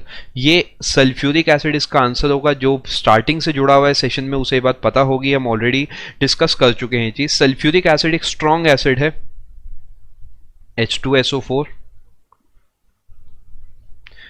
Which of the following acids is present in ant bites? Ant bite जो होती है, क्या ये हम ऑलरेडी डिस्कस कर चुके हैं? जी हाँ। इसका मतलब ये है कि कुछ सेट्स के बाद, कुछ क्वेश्चंस के बाद हमें ये पता लग रहा है the pattern is repetitive, repeat हो रही हैं चीजें। इसी तरीके अगर आप पूरे पूरे सेशन को लगा के जाओगे, जो आगे आने वाले टाइम में भी मैं आपको सेशन कराऊंगा, बहुत ज्यादा फायदा होगा। आंट बाइट के केस में फॉर्मिक एसिड, आप याद रखना, फॉर्मिक एसिड जो होता है वो आंट बाइट या इंसेक्ट्स बाइट्स जो बाइट करते हैं, जनरली छोटे इंसेक्ट जो होते हैं, फॉर्मिक एसिड उनमें पाया जाता है। About 70% of the sun is made of क्या? अब जो सन है उसमें सबसे ज्यादा कौन सी गैस पाई जाती है? क्या वो हाइड्रोजन है, क्या वो हीलियम है? मैं आपको क्लियरली बता देता हूँ, सन जो है मेनली 2 ही गैसेस से बना, हाइड्रोजन प्लस हीलियम। यही वो गैसेस हैं जो कि एक तरीके से सन को एनर्जी प्रोवाइड करती है। हाइड्रोजन या हीलियम, याद रखना, बहुत लोगों को हीलियम आंसर लगता है, हाइड्रोजन सही आंसर होगा। करीब करीब 65 से 70%, 70% जो आपका है हाइड्रोजन पाया जाता है सन के अंदर। Hydrogen would be the correct answer. What is the dominant chemical present in detergent powder? जो कपड़े धोने का पाउडर होता है, जो सरफ जिसे आप बोलते हो, इनमें से क्या उसके अंदर पाया जाता है? अब देखो एलिमिनेशन मेथड लगाओ। कैल्शियम कार्बोनेट तो नहीं होगा, कैल्शियम कार्बोनेट तो एक अलग चीज हो गई। सोडियम कार्बोनेट हो सकता है। हाइड्रोक्लोरिक एसिड बिल्कुल भी नहीं होगा, एसिड नहीं होगा, कपड़े बिल्कुल जल जाएंगे। सोडियम एल्काइल सल्फेट ये भी नहीं होगा। सोडियम कार्बोनेट पाया जाता है, ये ध्यान में रखना। सोडियम कार्बोनेट जो है ये पाया जाता है आपका किसके अंदर, जो डिटर्जेंट पाउडर होता है उसमें सोडियम कार्बोनेट पाया जाता है। नहीं पता अभी नोट कर लो, बहुत बार ये सवाल रिपीट होता है। What is the chemical name of the deadly poison cyanide? Very important question. Elimination method लगा दो, सिर्फ नहीं पता जाने दो, बस ये देखो क्या क्या नहीं हो सकता।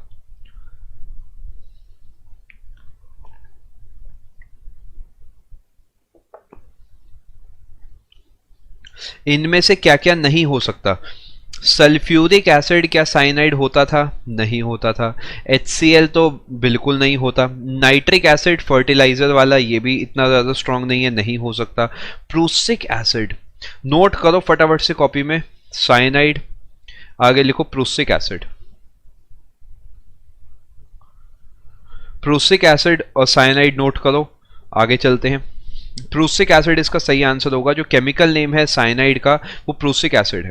व्हाट इज अ डोमिनेंट, ये क्वेश्चन रिपीट है डिटर्जेंट पाउडर वाला, इसे ज्यादा टाइम इसमें नहीं लगाएंगे। सोडियम कार्बोनेट इसका सही आंसर होगा, अभी डिस्कस करा है हमने। ये बढ़िया सवाल है भाई। Dash gases trap heat in the atmosphere which makes earth warmer causing global warming. ये आप चाहो ज्योग्राफी में मान लो, चाहो आप मान लो एनवायरनमेंट में, चाहो आप मान लो साइंस में, लेकिन ये सवाल इंपॉर्टेंट है। बताओ भाई फटाफट, कौन सी गैसेस हैं? क्या नोबल गैसेस है? नोबल गैसेस तो नाम में ही नोबल है, शरीफ सी गैसेस है, बिल्कुल पंगा नहीं करती। ग्रीन हाउस गैसेस, आपने ग्रीन हाउस गैसेस के साथ साथ ग्रीन हाउस इफेक्ट भी एक नाम सुना होगा। ग्रीन हाउस इफेक्ट जो होता है वो यही होता है कि जो गैसेस होती है वो जो हीट अंदर आ जाती है, बाहर नहीं जा पाती, जिसकी वजह से जो गर्मी है वो अंदर ट्रैप हो जाती है। यही सेम प्रोसेस लगता है जब आप गाड़ी के अंदर शीशे बंद होते हैं और कोई गर्म दोपहर होती है तो गाड़ी के अंदर जो होती है बहुत ज़्यादा हीट होती है बाहर के कंपैरिजन में, उसमें भी आप ग्रीन हाउस इफेक्ट का रोल मान सकते हो। Nitrous oxide is the chemical name of क्या? नाइट्रस ऑक्साइड इनमें से किसका केमिकल नेम है? याद करो, हाउसफुल मूवी जरूर देखी होगी, उसमें भी ये आप सुना होगा पक्का पक्का, वैसे भी काफी फेमस है। फायर एक्सटिंग्विशर, मॉस्किटो रिपेलेंट मच्छर भगाने वाला, टीयर गैस आंसू गैस नहीं, लाफिंग गैस। लाफिंग गैस जो है ये नाइट्रस ऑक्साइड का केमिकल नाइट्रस ऑक्साइड जो है इसी का केमिकल नेम है। लाफिंग गैस के नाम से जनरली इसे बोला जाता है। लाफिंग गैस इसका सही आंसर होगा। नहीं पता अभी नोट करो अपनी कॉपी में। Identify the element that is most prolific in the crust of the earth. सबसे ज्यादा क्या पाया जाता है?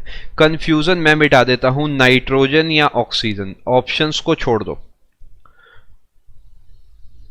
नाइट्रोजन या ऑक्सीजन, ये ऑप्शन है, मान लो।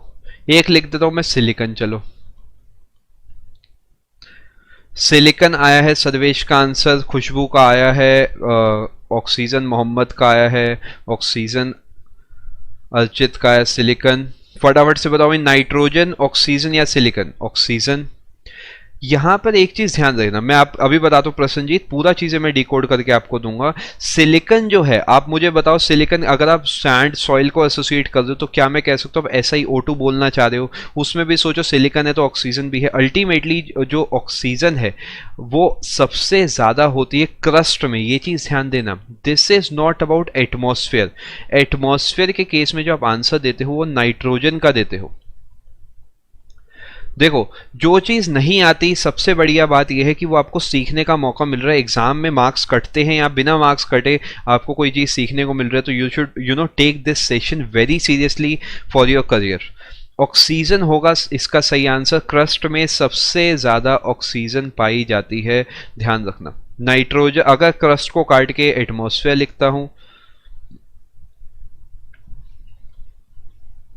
नाइट्रोजन होगा उसका सही आंसर। आगे चलते हैं। The process of change from liquid to gas is called. Liquid से गैस जा रहे हो, पैटर्न समझो ध्यान से, solid to liquid to gas. आराम से दिमाग लगाओ, फिर बताओ। Solid to liquid to gas, Prasanjit नहीं, एल्यूमिनियम और सिलिकॉन जो आप मुझे बता रहे हो वो होता है, लेकिन सबसे ज्यादा ऑक्सीजन ही होता है। और एक और चीज ध्यान देना, ये आपकी बात कोर या मेंटल की नहीं कर रहा, यहाँ पे हम क्रस्ट की बात कर रहे हैं। आप इस चीज को एक बार आराम से समझो, रिसर्च करो, आपको डेफिनेट बेसिस पे इसकी इंफॉर्मेशन पूरी मिल जाएगी। अब यहां पे जा रहे लिक्विड टू गैस यानी वेपराइजेशन। सॉलिड टू लिक्विड जाओगे, क्या बोलोगे? सॉलिड टू लिक्विड जाओगे, आप मेल्टिंग कर रहे हो। सॉलिड टू गैस जाओगे, इस हिसाब से चीज़ों को डिकोड करो। सॉलिड टू गैस जाओगे, सब्लिमेशन बोलोगे। क्यों ना सिंपल सभी चीज़ों को एक साथ पढ़ लिया जाए, बात ही खत्म। आगे चलते हैं। अच्छा, एक और आंसर बताओ, गैस टू लिक्विड जा रहे हो, क्या आंसर दोगे? मुझे इसका आंसर बताओ जिसपे मैंने 1 लिखा है, जिसपे मैंने 1 लिखा है इसका आंसर बताओ। गैस टू लिक्विड हो सकता है ऑप्शन में ही कहीं आपको दिख जाए, फटाफट से बताओ।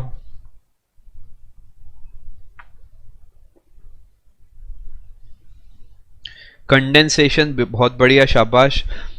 इसका आंसर लिक्विड टू गैस वाले का वेपराइजेशन होगा। इन 2015 aircraft maker Boeing developed a metal called dash which is lighter than air and stronger than steel. Very important, ये आप करंट अफेयर्स में मानो, जिसमें मानना है उसमें मानो, लेकिन भैया ये पता होना चाहिए। Iridium, titanium, molybdenum. अब ये देखो कि इनमें से ऐसा कौन सा है जो आपने नहीं सुन रखा। Iridium, titanium, molybdenum, micro lattice. ये जो माइक्रो लैटिस है ये डेवलप करा, ये एक्चुअल में हवा से भी हल्का है। आप अगर गूगल इस वर्ड को करोगे तो आपको उसमें दिखेगा एक छोटा सा इस टाइप से एक ऑब्जेक्ट बनाया है बोइंग ने, जिसे फ्यूचर टेक्नोलॉजी में और जो आपकी करंट टेक्नोलॉजी है डेफिनेटली इस्तेमाल करा जाएगा, क्योंकि स्ट्रॉन्ग है स्टील से और हल्का है। हल्का होने से क्या है, ओवरऑल जो मास चीज़ों का बनेगा, जो वेट बनेगा वो बहुत ही हल्का बनेगा। आई होप पॉइंट समझ आ गया होगा। अच्छा, सभी लोग मुझे एक बार बताओ ईमानदारी से कि सेशन में कुछ सीखने को मिला है, नहीं मिला? अभी बहुत कुछ मैंने और भी डिस्कस करना है। एक चीज़ हमेशा ध्यान रखना कि सेशन को पूरा अटेंड करा करो from the starting to the end, क्योंकि यहाँ पर मैं जो मैं आपको चीज़ें कराने वाला हूँ ये एग्जाम में घूम फिर के आपको देखने को मिलेगी ही मिलेगी। और इसी टाइप से एक और चीज़ अपनी ध्यान में रखो, तैयारी को रोकना बिल्कुल नहीं है अगले कुछ महीने। Keep this in mind. जो ट्रेडिशनल बैटरी है इसके साथ साथ एक और चीज ध्यान से सुनो कि जिसने भी टेलीग्राम ज्वाइन नहीं करा है, कमेंट सेक्शन में लिंक आ रहा है आपके पास, उसे ज्वाइन कर सकते हो। सारी पीडीएफ 100% फ्री है, ज्वाइन करने में भी कोई आपका चार्ज नहीं, बस टाइम देना है और इन्फॉर्मेशन लेनी है। कौन सा केमिकल पाया जाता है? सल्फ्यूरिक एसिड पाया जाता है आपका ट्रेडिशनल बैटरी के अंदर। जे थॉमसन, भैया फटाफट से आंसर दे दो, मैं कुछ नहीं कहूंगा, मुझे आपसे आंसर चाहिए। चलो बढ़िया है खुशबू, इसी टाइप से सीखते रहो। बताओ भाई, फिजिक्स में इन्हें मिला है, किस चीज में मिला है, कैसा मिला है? फटाफट से डिकोड करके आंसर दो। Electron would be the correct answer. Electron बिल्कुल सही आंसर है। इलेक्ट्रॉन के लिए इन्हें मिला था, बेसिकली इन्होंने conduction of electricity bye gases का इन्होंने आविष्कार करा था कि ऐसा कैसे हो रहा है, जो गैसेस हैं उसके अंदर इलेक्ट्रिसिटी। अगर आप किसी भी कॉम्पिटेटिव एग्जाम की तैयारी कर रहे हैं तो आप अपनी तैयारी अनअकैडमी प्लस से करिए। अनअकैडमी की लर्निंग ऐप को इंस्टॉल करिए, अपना एग्जाम चूज करिए और उसके बाद गेट सब्सक्रिप्शन पर करने के बाद आपको रेफरल कोड की जगह डिस्काउंट कोड एंटर करना है, PMYT। ये डिस्काउंट कोड एंटर करते ही आपको मैक्सिमम डिस्काउंट मिल जाएगा और ये डिस्काउंट कोड पूरे अनअकैडमी पर वैलिड है। भले ही आप UPSC, SSC, bank, CDS, NDA, state PSC, UGC, IIT, NEET किसी भी एग्जाम की अगर आप तैयारी कर रहे हैं, PMYT ये डिस्काउंट कोड लगाइए, आपको मैक्सिमम डिस्काउंट मिल जाएगा।